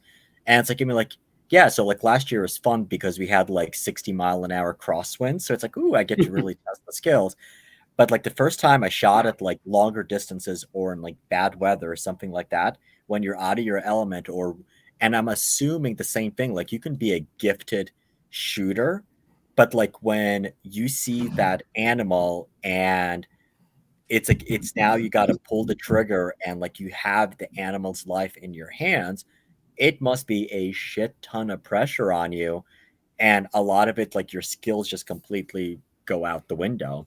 I mean, like even like when I go like rodent hunting, the first like when we moved out here and like we had like pests and animal and stuff like that. Like the first time I'm like there with my TX22 with a suppressor, and like there's like a big fat ass bull that was running around. I'm like pulling the trigger. I'm like, fuck, it's like, how did I miss it on the first shot or something like that? It was just, it's nerves. So, yeah. Mm-hmm. I'm pretty fortunate. I've hunted quite a bit. Till the last couple years, I kind of burnt myself out. I hunted so much archery for many years. The long range hunting I can't seem to get into yet, but definitely want to get out and do something with Steven maybe next year. Because seasons are already hitting over there now, and I'll have to apply for tags. But I've trained myself, so when it comes down to that moment, I'm completely calm. But it's after the fact of pulling the trigger that the Jones hits, and I'm just a mess. Yeah. But I can't get that way with competition. I haven't done it enough to do that. I've only been in competition for a couple of years now. Full time. I've done a couple prior to that. But it's all just learning for me, you know. Yeah. So actually, you know, like Stephen is actually absolutely right. I would say the vast majority of shooters are capable and they have the physical abilities to shoot one MOA, but until they get that instruction or that experience, they're not able to, if that makes sense. Yeah, and I'm working with a couple of guys now to hopefully get them to those smaller groups. So, yeah, I mean, it's easy for anybody to shoot sub MOA with a like a Ruger precision rifle. Like my mom had never, I don't know if she'd ever shot a bolt action in her entire life. One time, and I had her shoot mine, and she shot like perfect. And it's like when we have a 15-pound setup on a front and rear rest, and it's all doped in. The only skill you got to have is pull the trigger and not jerk like crazy. I mean, and like crazy out of heavy rifle. So it's, I mean, there's definitely ways to get to kind of cheat, so to speak. And that's a whole different topic. So, like women shooters, I think across the board, your average woman is a better shot than your average guy. And in handgun matches, it's been proven. I can't agree with you, but I'm a woman hater kind of, so maybe that's why. Yeah. But I can't agree with you because in law enforcement, I had tons of female coworkers over the years, 15 years, and not a single one could shoot a handgun to save their life. So I feel like maybe it's confirmation bias. Like if you see a female in competition, it's going to be a female that's like super above average dedicated, and so it stands out among the crowd. But I have not seen that in law enforcement. So actually, so here's basically how it's going to come down to, and really what I'm referring to is your average. So like at the very peaks, yes, males are more capable and like due to the physical strength, we're able to place higher up and all that stuff. But women are able to learn without an ego. And generally when you're teaching a woman how to shoot, she's like, okay, I know I don't know this, so let me learn. Versus a lot of men are like, oh, I know better than this, or like I'm above this, and like you have like that ego to overcome. But if you look at like the standings and a lot of like the women who compete, your average woman compete like at the higher levels, like your nationals level or regional level matches, your average woman came in above your average, above the 50% across the board competitors. And like I said, it was really like, okay, they're able to take the instructions. So for example, my wifey, she shoots really, really, really well. And that's because the Queen teacher is like, yep, okay, tell me what to do. And they do. And they're able to focus on the training and what you're teaching them. Versus a lot of times with the guys like, okay, I know this. Like, hey, let's do something else or this or that. But I don't know. Your issue is cops. Cops can't shoot. Yeah, no, that's not true. There's some good ones, but I never saw a woman shoot even remotely comparable in training or in qualifications in law enforcement. I'm not saying they can. I just never saw it. I saw some that shot better than some of the men. I did see. And most women I've seen just recreationally shooting, it's the same story. They're not as good, but most of the men that I've seen recreationally shooting had more experience, like way more than the women to begin with. So that could be part of that as well. Probably certainly a big part of it. I have seen like my father-in-law doesn't listen and he shoots like the worst I've ever seen with a pistol, and his wife does shoot way better and she does listen. So I can understand what you're saying. I just think that there's just, I guess, a lot of variables there maybe.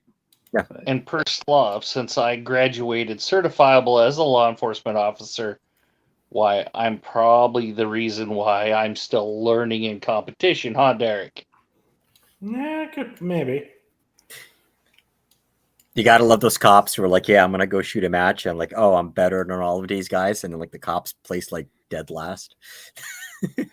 Oh, there's no doubt that the vast majority of law enforcement officers, even in like places like the Western states, like Wyoming, pretty much suck. I mean, I'll admit that. Like they'll be above the average civilians at a pistol by the time they finish training, but in the grand scheme of things, they're not. Most of them don't give a shit. They shoot bare minimum. They don't practice. Right. And they're really not that great. And then at rifle, the vast majority of them have never owned a rifle, and even a lot of law enforcement had never owned a pistol until they got into law enforcement. Which I was one of those people, almost to a certain degree. I mean, I shot a little bit, but not much with a pistol. When I graduated, law enforcement was changing. Law enforcement was starting to become more of training on personality and handling people than it was on duty weapons and that kind of stuff. Even the fighting side was there, but it wasn't like your personal hand-to-hand combat, if you will, to keep yourself safe and to keep other people safe. That was starting to phase out and become more of you got to deal with all these different types of people. Yeah, I mean, it's definitely evolved and changed, and there's a lot of litigation and stuff, and a lot that has to do with that culture and whatnot. But I think like overall training for law enforcement, at least as far as firearms, has actually probably gotten better and better, at least from what I saw. But yeah, I mean, like, but you also got to remember, like, their firearms training is to deal with very close threats. It's everything's super close. Their qualification on a pistol is the farthest is 15 yards most places. The qualification with an AR-15 is like the farthest is like 50 yards. And so it's totally different style of training, and it's purpose driven is different. Its purpose is different. You're training for different situations.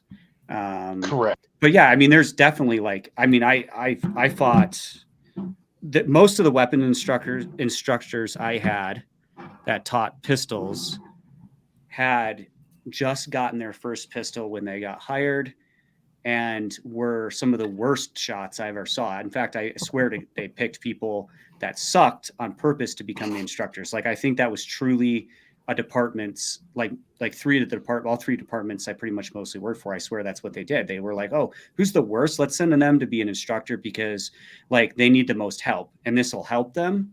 Like, I literally think that was their logic. And like they won't care when I suck as much because they sucked. I literally think that was a lot of the leadership's logic. I mean, it's weird, but that's what I saw. So I think it's a different aspect down here when you're working in like a big major metropolitan area like I did, where the county you live in has 4.2 million people. And I was one of few patrol officers at the time that actually had a long gun, not just an AR, but I had a bolt gun too in my cruiser. So working down multiple divisions of my department, Plus, I always got stuck up in the northern part of the county where my nearest backup's 45 minutes away. So, and we had known coyotes coming through there with illegals, and it wasn't a bad area, but it was just one of those. It's like it could go to shit real quick, and we had to be good with what we had. And I remember I was shooting. I started the academy with my 6-hour 226, and the gun went to shit. And I jumped right in with my Glock 22, and my scores, my skills, because I was so used to shooting the Glock off duty, was there. And over the years, it's all I've ever carried is a Glock. And there's nothing wrong with a Glock, in my opinion. But I went to a one-gun match, which is an IDPA scoring but USPSA concept match. And mind you, haven't shot a pistol match in probably 13 years. And this big man, even with my messed up leg, I was still moving pretty good and getting to the scorings and stuff like that. And I'm sitting there, I'm hearing 0, 0, 0, and I'm like, the fuck are you saying 0? I hit that target. And didn't know what ID and how scoring happened for IDPA. And my buddy over here is laughing at me because I'm not used to this short range stuff. I'm used to shooting long range with a rifle. So we're all having a good time with it and everything. But I think a lot of, depending on who the officer is, and yes, we had officers back in the day that, yep, I shot my quals, I scored a 220, I'm good, I'm going back on the street. To me, 220 wasn't good enough. That was like baseline minimum. I needed to be above expectation. And when I went and took the rifle course, I'm sitting there, I'm hammering it with my rifle. I don't have anything special. It was a custom built blueprinted rifle that I gave the parts to a company and said, hey, this is what I want. And the guy put it together for me. I took it out, and I'm just nailing stuff. I'm nailing targets at 550 with open sights when everybody over here is using LVPOs and EOTechs and all that stuff. And I'm like, I don't have this luxury. And my one luxury was my grip pod I had on the front of my rifle. Boom, I could slam to the ground real quick and just let rounds go.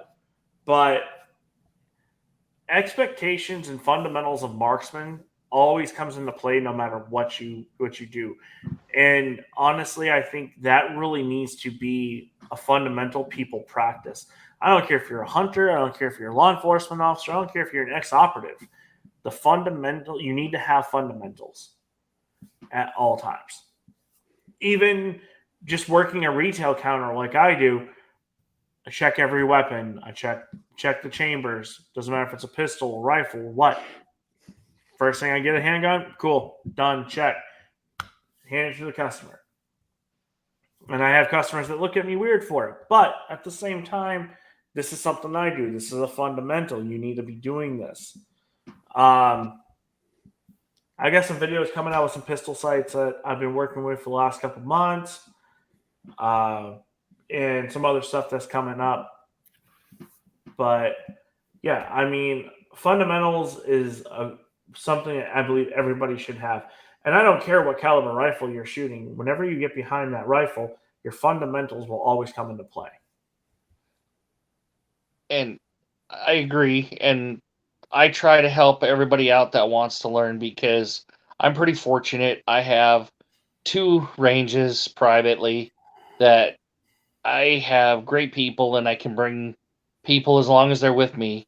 They can come down to my range. They can practice. They can shoot out to 1,000 yards at my south range. They could shoot a little over a mile at my north range. But they can come out there and have one-on-one time with me if they ask. I'm pretty fortunate where I've got enough time off now to be able to do that stuff. Like tomorrow is my Friday. I got 4-day weekends if I want them in, a month now, once a month, and I can enjoy a little bit of that. I can teach somebody new to come enjoy the sport instead of fight it. So do you think? I don't know how to phrase the question. Spit it out. Let me think about it a little bit longer. It's getting late. We call it spitball in here. I know. Yeah, I'm running out of rye, so yeah. It could end up in the weeds real quick, though, Steven. I mean, we could do a Yeah. 7-hour live stream like we did a couple years ago. I mean, Oh, you guys. And look this what is like happened as a result of it. This is Look my who's in third the hour. This is my third live stream in like 7 days that I've been on. Yeah, you've been on a couple. Who did you cheat on me with? Well, let's see. I don't even Ooh. remember. It was you. Who else? Oh. Who else was the other? I don't even freaking remember. Did you pop on Iliad's? Yeah, that's who. It yeah, was. we did Did you call Iliad him too. Iliad as well? I did Ilya. Iliad 2 weeks ago. Ilya. Yeah, Isn't he it was Ilya? on there. I watched that one. Ilya. He called him Iliad. I do too. Iliad? Half the time. Is it a T? Ilya. Is there a T Ilya. or Iliad? No, it's- Okay, my bad. Ilya. Oh, perfect. I Thank gotta you. practice this. He might come hunting in November. Yeah. I've only met him real shortly a few times, at SHOT there. So So, SHOT Show, let's talk about something fun. Yeah. yes. Okay. Let's get into. Let's get off the topic. Let's go to SHOT. We got that coming up in a couple months. I'm excited. Oh. We all get to go hang out together. Sushi. Let's go do this. Come on. I gotta go shoot all day tomorrow. It's gonna be a tough day. Mhm. Oh, wow. Now I'm just basically, so the videos that we're doing are already in the back of my mind. I'm like dying to get out of here. I have a big whiteboard that I bought. So like it's in front of the camera there. Well, behind the Oh camera. my gosh, you bought a whiteboard? So here's the I'm thing buying though. a whiteboard for the shop. When I had a whiteboard, I got always one in my coming. office, and like now have No like, way, really? one. I have one coming. That's why I'm making fun of you. I bought one last night on Amazon. I'm getting old. I never remember any fucking thing. I'm on all these medications. I'm like, I can't think straight. I'm like, I need a whiteboard. So I literally ordered one last night so I can like put a daily, like my goal, like what I need to get done. And then I'll like, you can, I forget what it's called, but it's where you like, you have like Rotated? certain goals Oh. and then you just, it's like rotated where you just like, when that one's checked off, another one goes to the top, check that off. Another Gotcha. one goes to the Yep. top. And you always you're not supposed to pick the goals that, you feel are the Unattainable. most.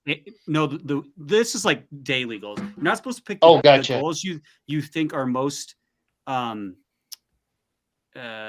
like need to be done as soon as possible per se. You're supposed to pick the goals that have the best ROI, like actually for your company or for your YouTube. Gotcha. And instead of like saying, well, emotionally, I feel like this one's the most important or this one's the most urgent. Like those are important. They should be on there, but you're supposed to pick the one that's like going to make the biggest changes. Like instead of being like, oh, I got to edit 100 videos, which I'm dealing with this right now. You could be like, the goal should be, I need to find somebody who can edit those 100 videos instead of getting sucked into where you're focused on doing things that are zapping your time and actually not leading to like, compounding down the road in a good way. Yeah, I got a couple I'm working on for editing now. Really? Yeah, and I haven't done it in a while, so it's taken me a little longer than I expected. But SHOT Show. You're talking about SHOT Show. Yes. So- Well, I guess everyone's going, I'm assuming. Yes. That's the goal. As long as yes. I'm well, yeah. Good. Oh, you'll be well. You'll be there. You know it. I'll be sucking down honey and cough drops like I always do every SHOT Show. And that is why, well, I mean, every SHOT Show. You've been to one? Two. Two. Two.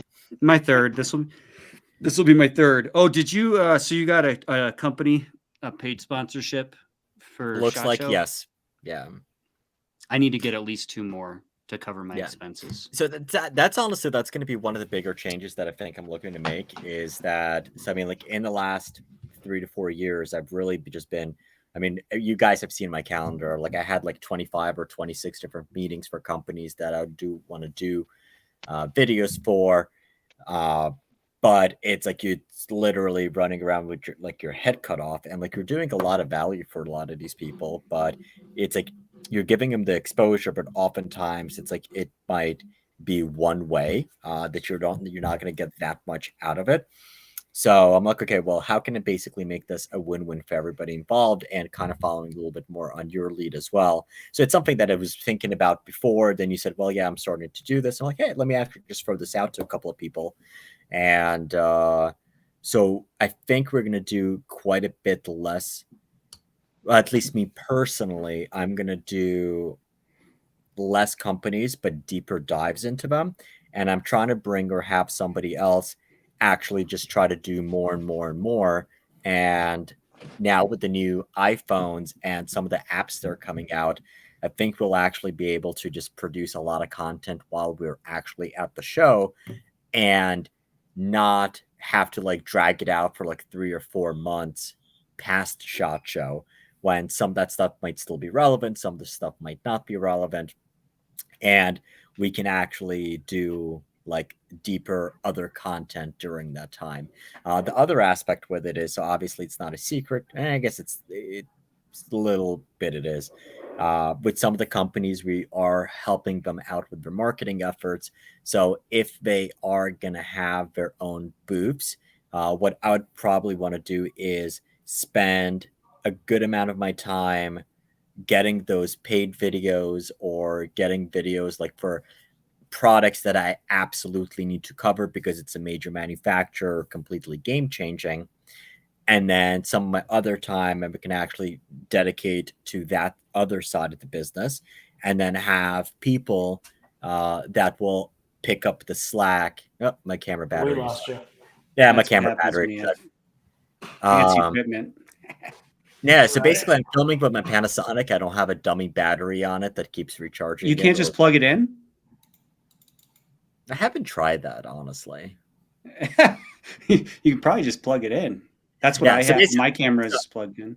So I'm gonna have helpers and minions and stuff to kind of go around, kind of like how I had like in Nick this year. He got so much awesome content from companies that I wouldn't ordinarily have time to cover. So I might ask him to do the same thing again this year, or have some others. And this way we can do a bunch of footage, not necessarily even like walk around with like high-end camera gear, because one thing I discovered is, while me and Eric, who was helping me film, we did use my fancy ass cameras, but for Nick and Ivan, who was working with him, they did not really make the most out of that high-end camera gear. So I'm just gonna have them film it on an iPhone. And honestly, a lot of stuff at SHOT Show, you really doesn't need to be high-end camera production. It's But coming from the guy that gave me shit for the last 2 years for using an iPhone. well, no, that's because you had different points of it. I'm still using my Right. fancy ass cameras. I mean, and there's cameras will be able to do certain things, but now with YouTube Shorts and just like how the game has changed in a lot of regards, where it's literally about throwing as much stuff at the wall and seeing kind of like what sticks. Yeah. And I'm following Stevens. My channel will have a fair amount of shorts, just because for what I do, it's easy. I can show off a piece of product and get some interest out there. People can see some different colors in my Cerakoting, some different patterns. Maybe a quick, here's where we are, and then still try to do some videos of when we're out. Like, we're going to sneak out this weekend. I've got a gun that I'm trying to finish, and hopefully we'll be able to debut Sunday evening. And but we're going to sneak out on Saturday and Sunday, and I've got some rookies. So we're going to film. We're going to see what happens. I'm planning on doing less than half of the long form content that I did the last 2 years. So less than half the videos as far as long form. Gotcha. I'm probably going to look through the data on the last 2 years. There we go. And making a decision too on the long form. So like what did well the last 2 years as far as long form, and maybe do some of that. But my primary focus is going to be on bolt actions, almost exclusively as far as long form this year, because that's where my channel's been niched, and that's what the viewers want. Maybe a couple scopes here and there, but mostly just bolt action rifles, couple scopes, and prioritize anything paid as like the first day, first availability, to get that out of the way, and to be as fresh as I can for it as well. Well, you know what? Like, honestly, I think one of the hopes I have is possibly just to build in time into my schedule where I can actually go walk the show and not be like I'm running from appointment to appointment, which I've been doing for the last 3 years. Right. Well, it's like doing like 85 videos. I mean, like I'm sick of working harder. So I'm paying to go. I'm paying to do everything on my own pocket with no return the last 2 years, essentially, financially. So at a loss, and then I'm working harder than the companies that I'm doing the videos on. Like, their representatives are less motivated. They're less disciplined. They might even argue about it. They might not even want to do it. They might get attitude just for doing it.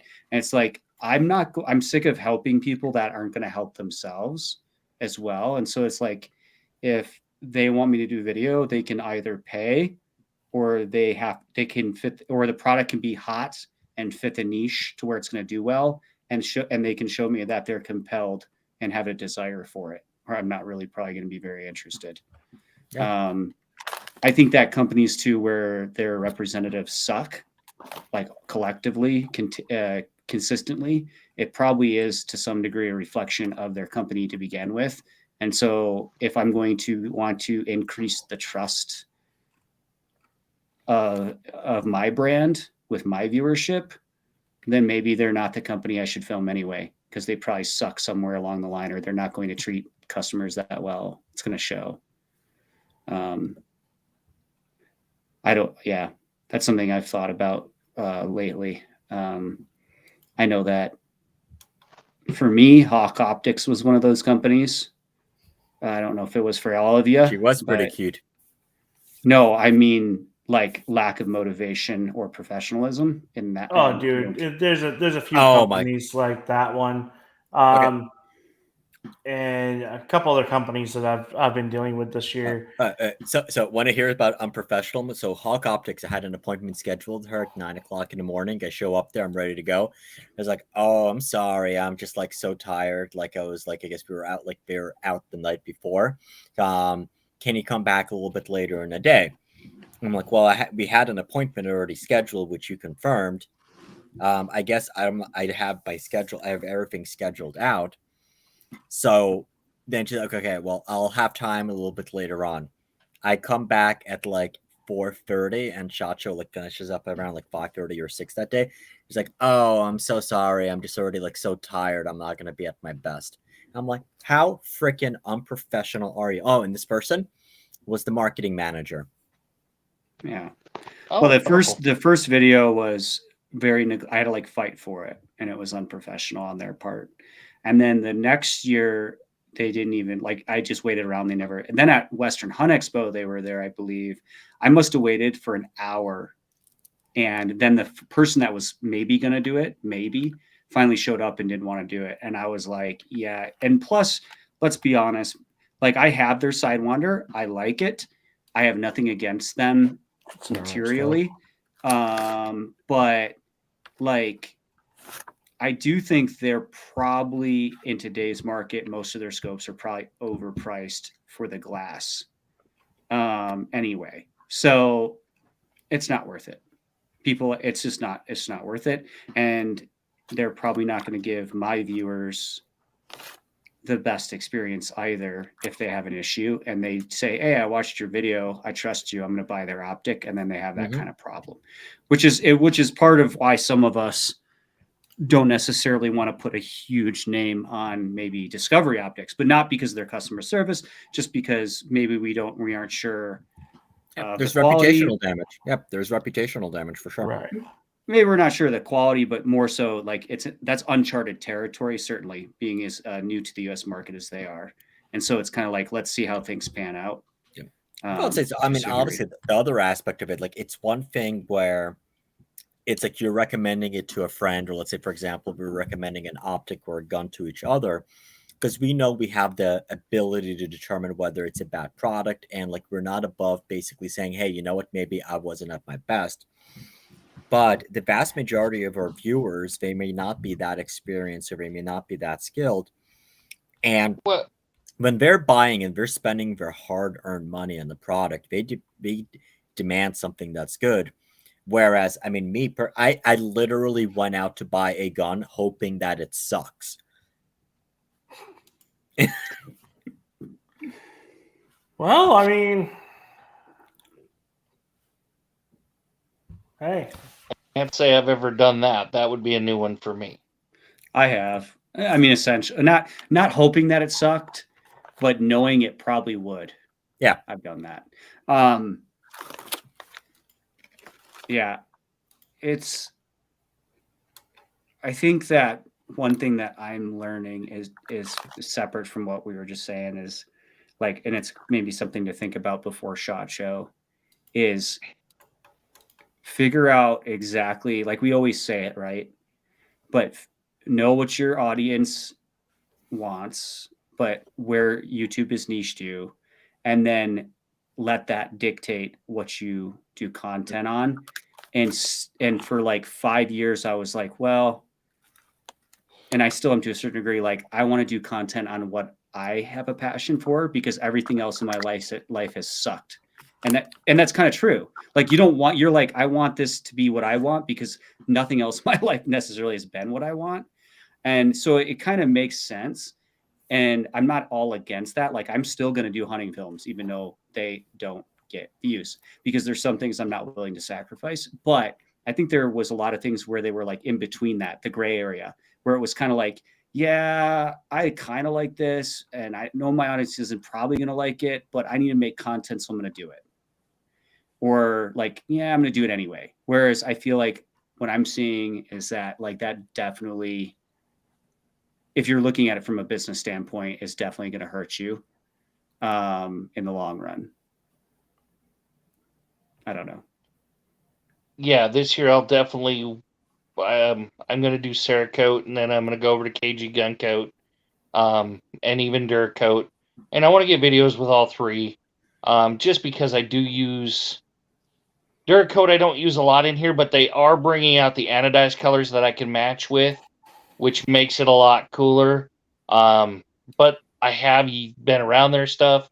It doesn't last as long as the other two if they're done, if everything's done correctly.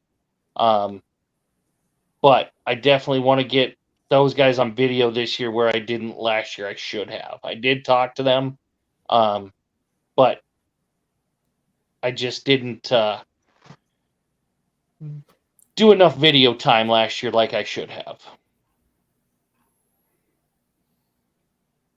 Yeah, I think you have two types of people. You have people that, in general, like, are super good at just like balls against the walls, putting out work, whether that's shoveling gravel or whatever the case may be. Maybe they're not even good at it, but they're good at being disciplined in doing it. And then you have, and I'm not trying to say this about you, it just made me think of this. And then you have people that are good at like seeing a solution to a problem. And I've been told that like MBAs, people with business degrees, are really good at that. Like, they're trained to like see, okay, this is the solution to this business problem. But then they oftentimes, and this is a generalization, might lack that passion or that fire, or the discipline to like just balls against the walls, keep going. And so if you have one or the other, it's difficult to be successful in. So it's like, now for me, I'm probably better at just doing mindless BS because that's how I was raised, but not putting enough thought into the solution, like seeing the solution. And instead of like just trying to punch a hole through the wall in front of me, not realizing there's like a door next to me.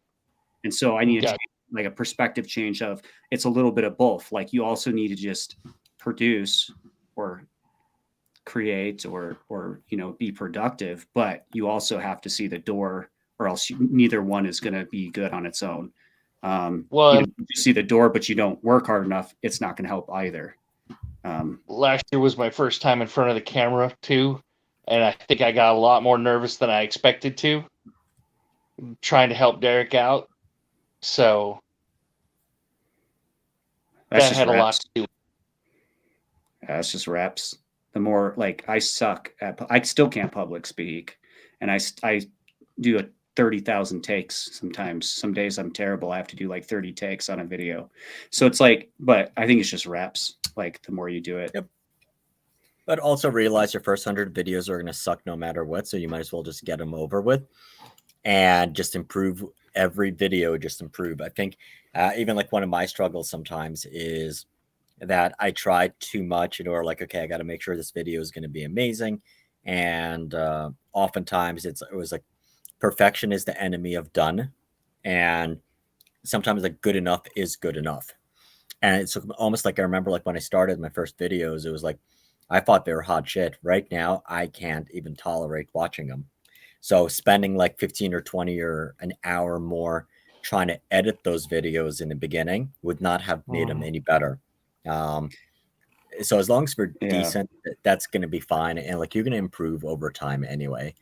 And just basically got to accept like there will be people who don't like it. There'll be people who will love it. And it's all engagement. Perfectionism. Totally. Yeah. Go ahead.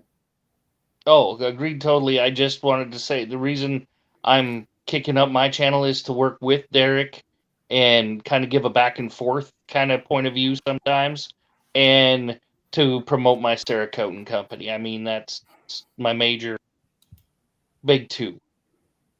Yeah. Perfection is the enemy as good as a saying. And I used to think like that doesn't make sense, but it depends on how you think about it. Because perfection in the sense of like, there are areas in my life I was ultra competitive before a lot of my health problems. And I think it's probably still there. It's just been kind of buried.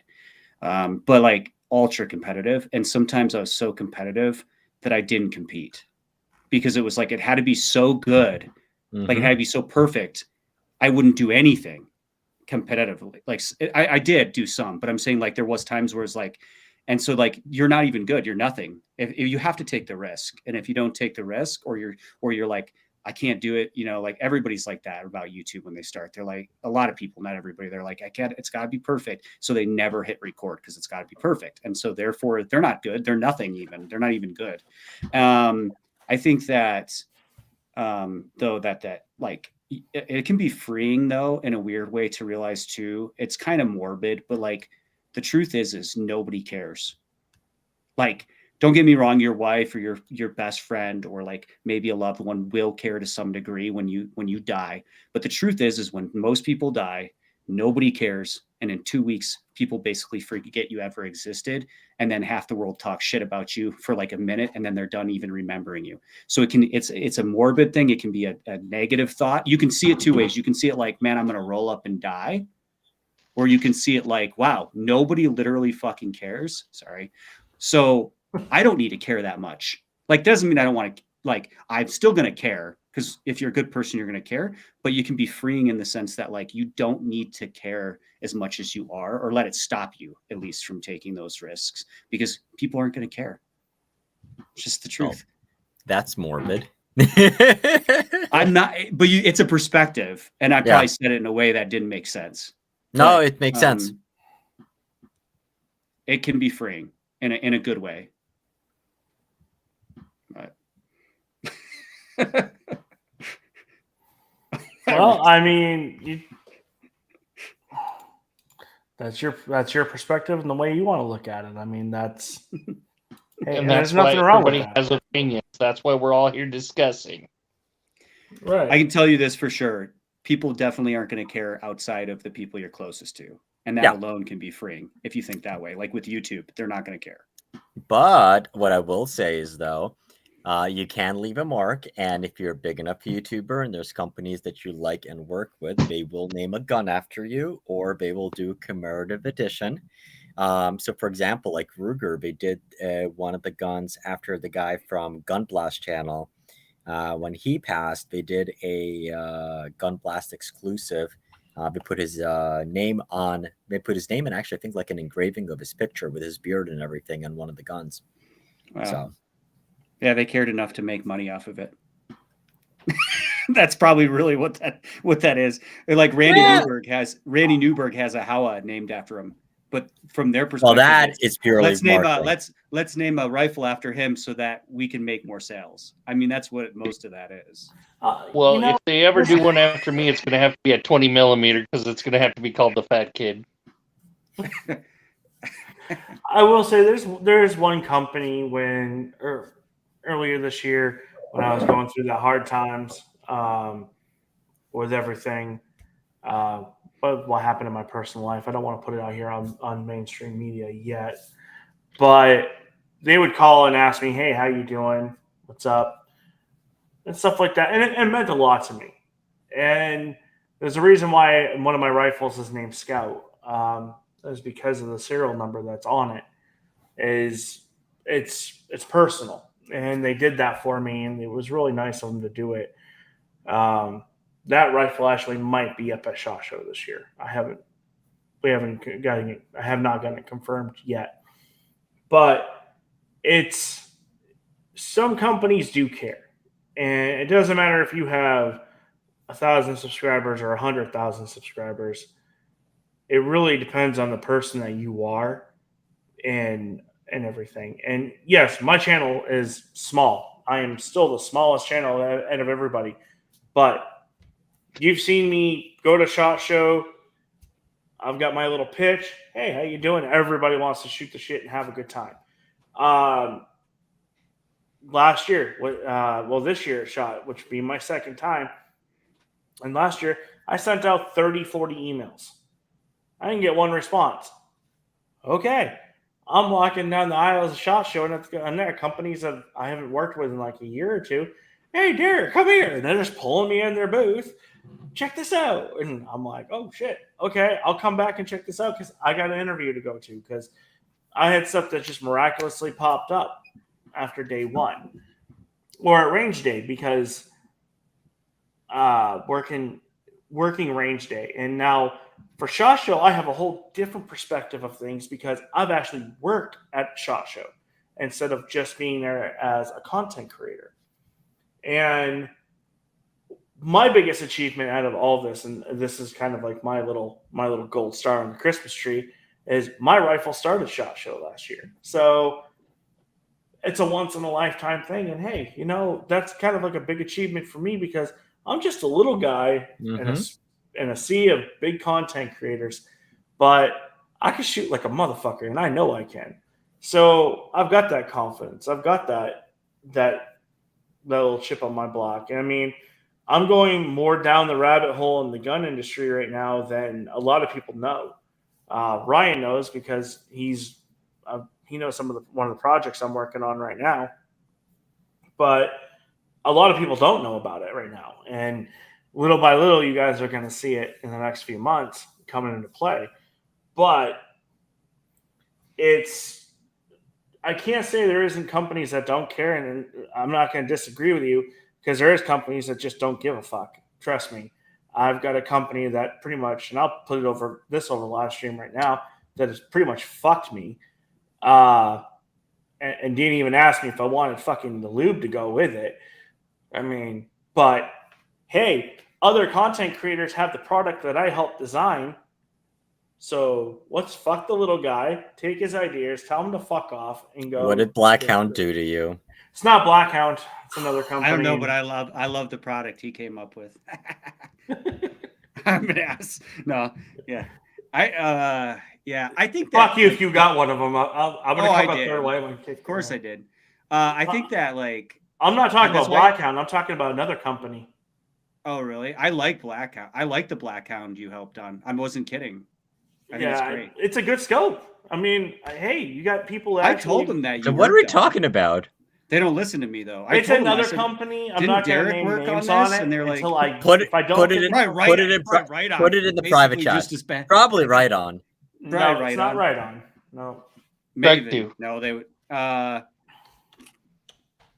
Discovery.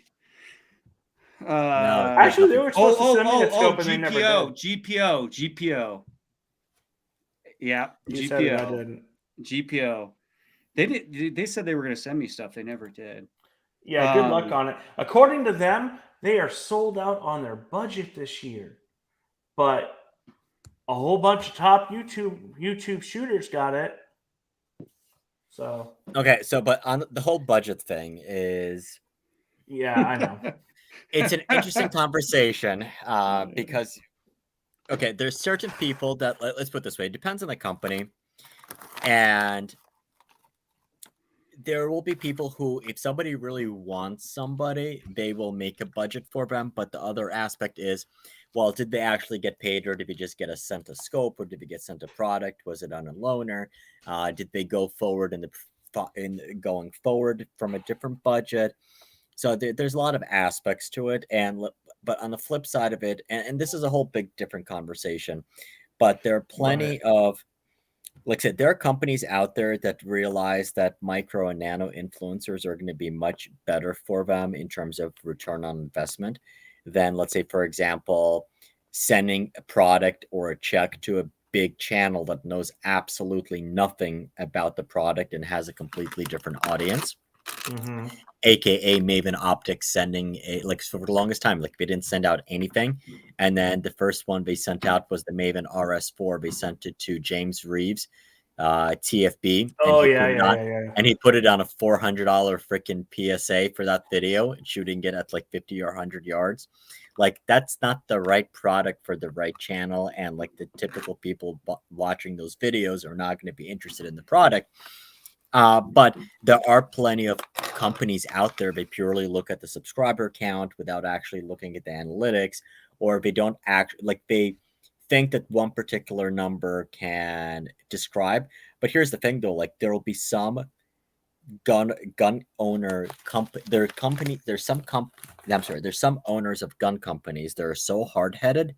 They're like, I want to have my product on this channel, whether it is a good return on investment or not, but it's almost like an ego thing that they tell their marketing people, hey, you know what, this is an opportunity came up, we want to do this, despite possibly them getting feedback that this is not the right way to go. So we can't look at it, but let's put it this way, it's if a big YouTuber reaches out and says, hey, I'm interested in looking at this product, there's almost even if it's gonna be possibly bad publicity, it's you make a budget for them. Right. All right, guys, I got to take off. I apologize. You guys have a great evening. Thanks for having me on. All right. Sorry, hey, no problem. Ryan, it's a pleasure seeing you. And I think I'm going to probably pop off in a few as well.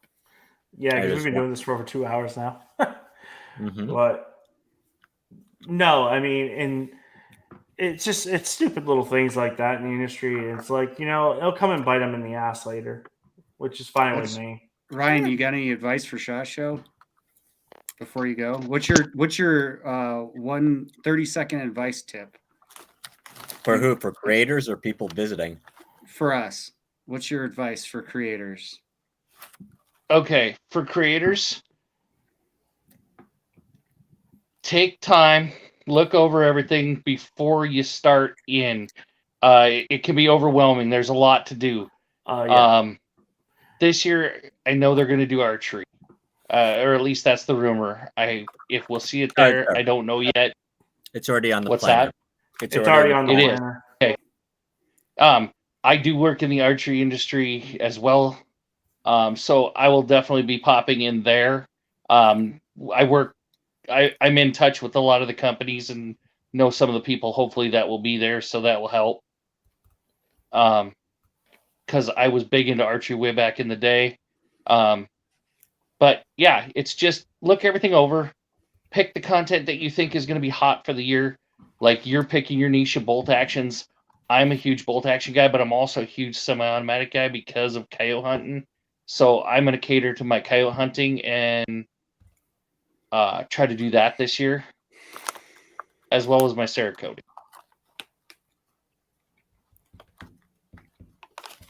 Sounds good. All right. Well, you guys have a great evening. Thank you. Hold on 1 minute, Ryan. Hold on. So I'll give a little quick glimpse. We're not going to say what it is, but we're just gonna give a little quick glimpse. Just you've been waiting, and that's it. Okay, you guys will learn more about that later down the road. But that's a whole other little project that I have going on my own thing.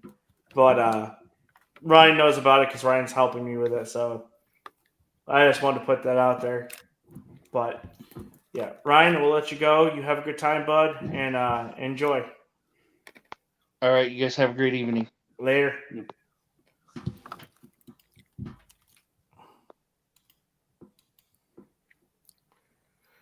Okay. Now there was 3. But no, I understand with this industry, it's cutthroat. It really is. But you do find some good companies to work with, and one of them, Max introduced me to back at the very first SHOT Show, and I'm still working with them. I'm shooting for them now, which is great. I love the company. Pristine Technologies. So I remember getting the phone call from Max. I'm up in the meet here, bro. I'm tired. You got 15 minutes to get down here now. And it's like, I'm on my way. But and building some relationships and stuff and everything. And one thing you said, Max, this last year at SHOT Show was you make a better product. What's that? Ambassador. A product ambassador than you do marketing or whatever. And I agree. I absolutely agree. I mean, I love the pristine action. I love everything about it. But it's just and they're a great company. They're growing. Even though I'm still a little YouTube channel, but I've been doing a lot with them out here in the Southwest and tried doing a lot up there in the North with them, which now that's Ryan's thing to do. But I mean, the one thing I can say, we've all been here since we were, now the best gun tuber here is now 100,000 subscribers, but he's still not the strongest. So take that, Thor. But no, this is the one thing I love about the group that we have is we're all there for each other.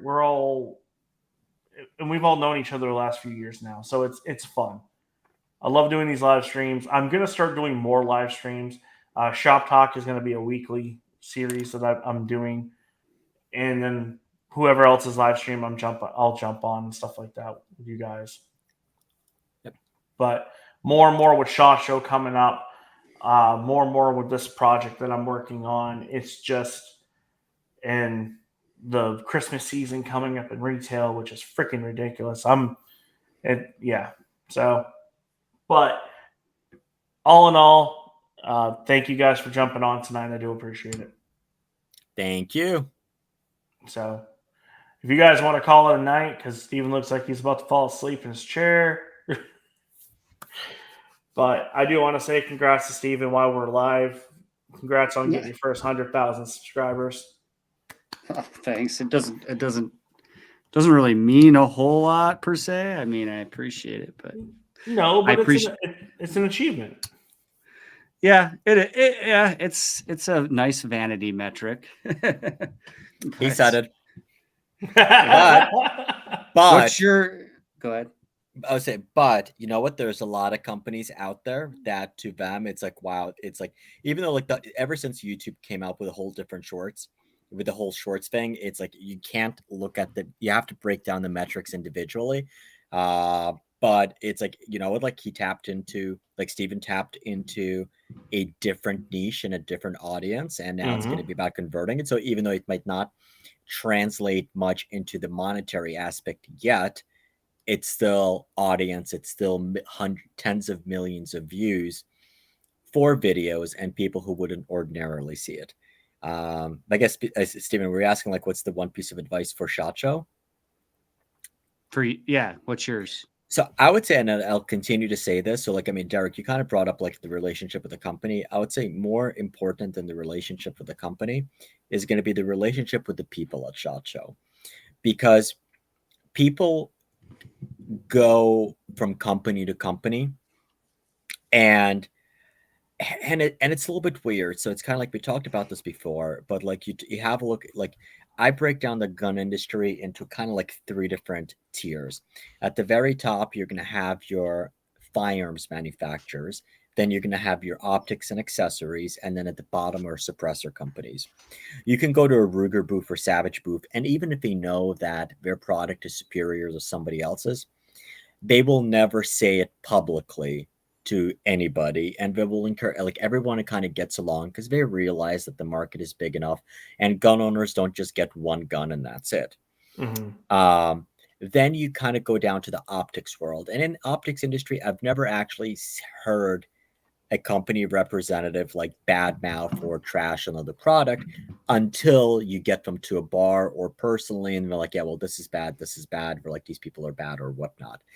And then it's only in the suppressor industry, and only like with that group, like I've seen owners of suppressor companies go to the booths of their competitors and loudly trash talk that product. But what I kind of found, and it was interesting, like going to SHOT Shows over the last 13 or 14 years, is that there are many companies, and you know, like I'll kind of give you a quick one. Like this is the kind of like, wow, what the heck? So a week ago, I went to New York City for a B&H conference on camera equipment and things like that. So I wanted to check out some like newer the camera gear, and I'm walking around, and there's like 6 companies that I wanted to get together at SHOT Show that I didn't have time to, but they were at this Build Expo, a camera conference. So it was Vanguard, it was Swarovski, it was Zeiss. There's like 3 or 4 others. And then I thought, okay, like I had really good conversations with them. And then I go to Panasonic because I shoot on Panasonic cameras now. Well, one of my cameras is a Panasonic, and I just wanted to kind of like chat with them and see. I'm walking into the booth, and I'm like looking at this guy. He looks at me. I'm like, Jeff, what are you doing here? And it was Jeff that was the former head of Citron Optics. I did a video with him just earlier this year, and now he's the national sales director for Panasonic. So all of it kind of, and what does he do? He introduces me, like we had a discussion. He takes me over to meet his friend, who is the head of sports optics at Fuji. And that was a very good, long conversation that we had with things that we're working on.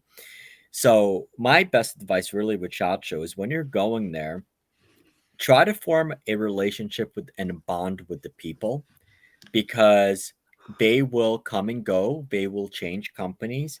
And that is how you get your foot in the door with a lot of these companies and the products. But I generally don't like I'll have I value the relationships with some of the OEMs or working with them, but by far what I mostly value is the one-on-one connections and relationships that I'm able to have with people who go to SHOT Show, because they will and possibly open up a lot more doors as they go from company to company.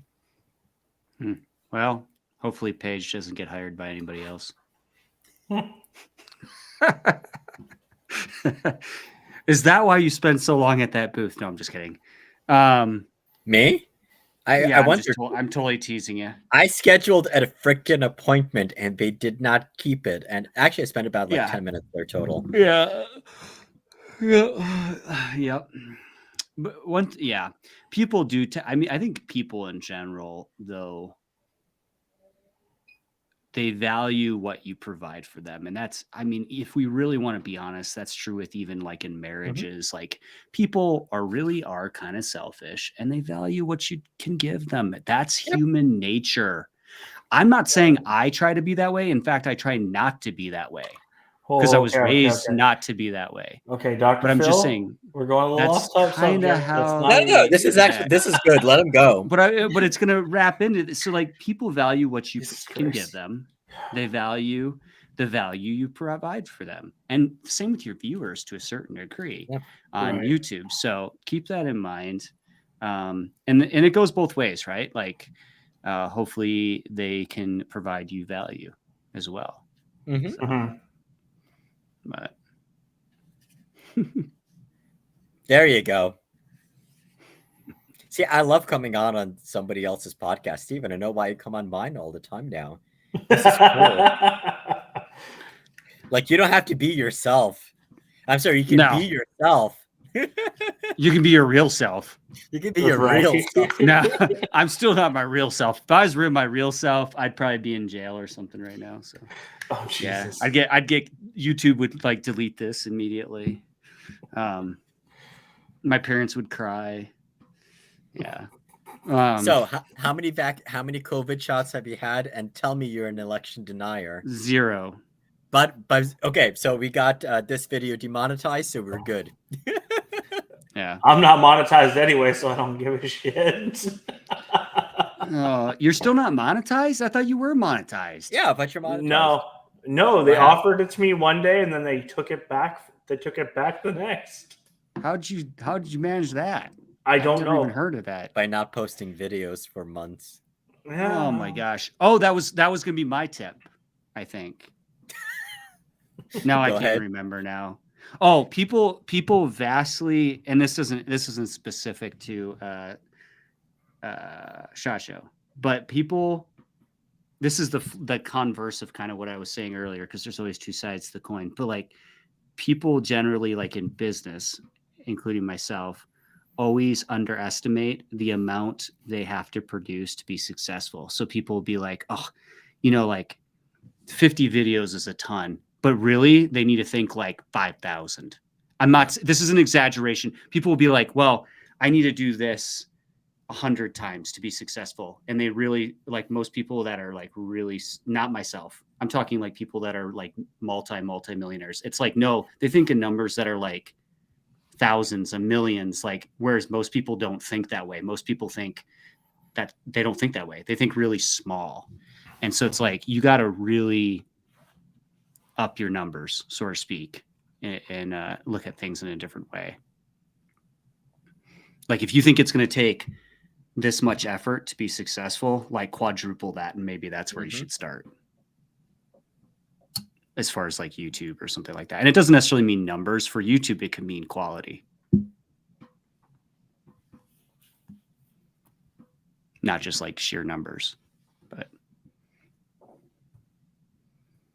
what he's trying to say is, hey, dummy, you need to realize that this money represents the time. Please respect it. Here, I'll put it up there so you can read it on the screen.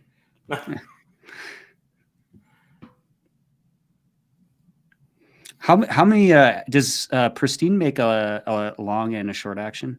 They're working on a new product line of long actions, long action standard bolt face, long action magnum, and long action lapuas. So it's something that they've been working on this year. Hopefully, I don't know. Can't give any more details saying all I know is that they're working on it. I thought they were supposed to be already had prototypes and stuff already done. Yeah, you know how that goes. Yeah. I mean, let me check. There will be a lot of companies that they say they're going to have something done at a certain point. They need to take that action and machine it, make a hunting version where it's like got way more machine down and way lighter weight, because it's just a bulky thing. They've got a lot of stuff in the works. I can't go into too much detail with it, but all I can say is they do have a long standard bolt face, magnum bolt face, and a lapua bolt face action coming. So I have a feeling I probably won't see it until SHOT, which wouldn't surprise me right now, being we're coming into Q4 this year. So, but I love the action. Aren't they going to start making rifles?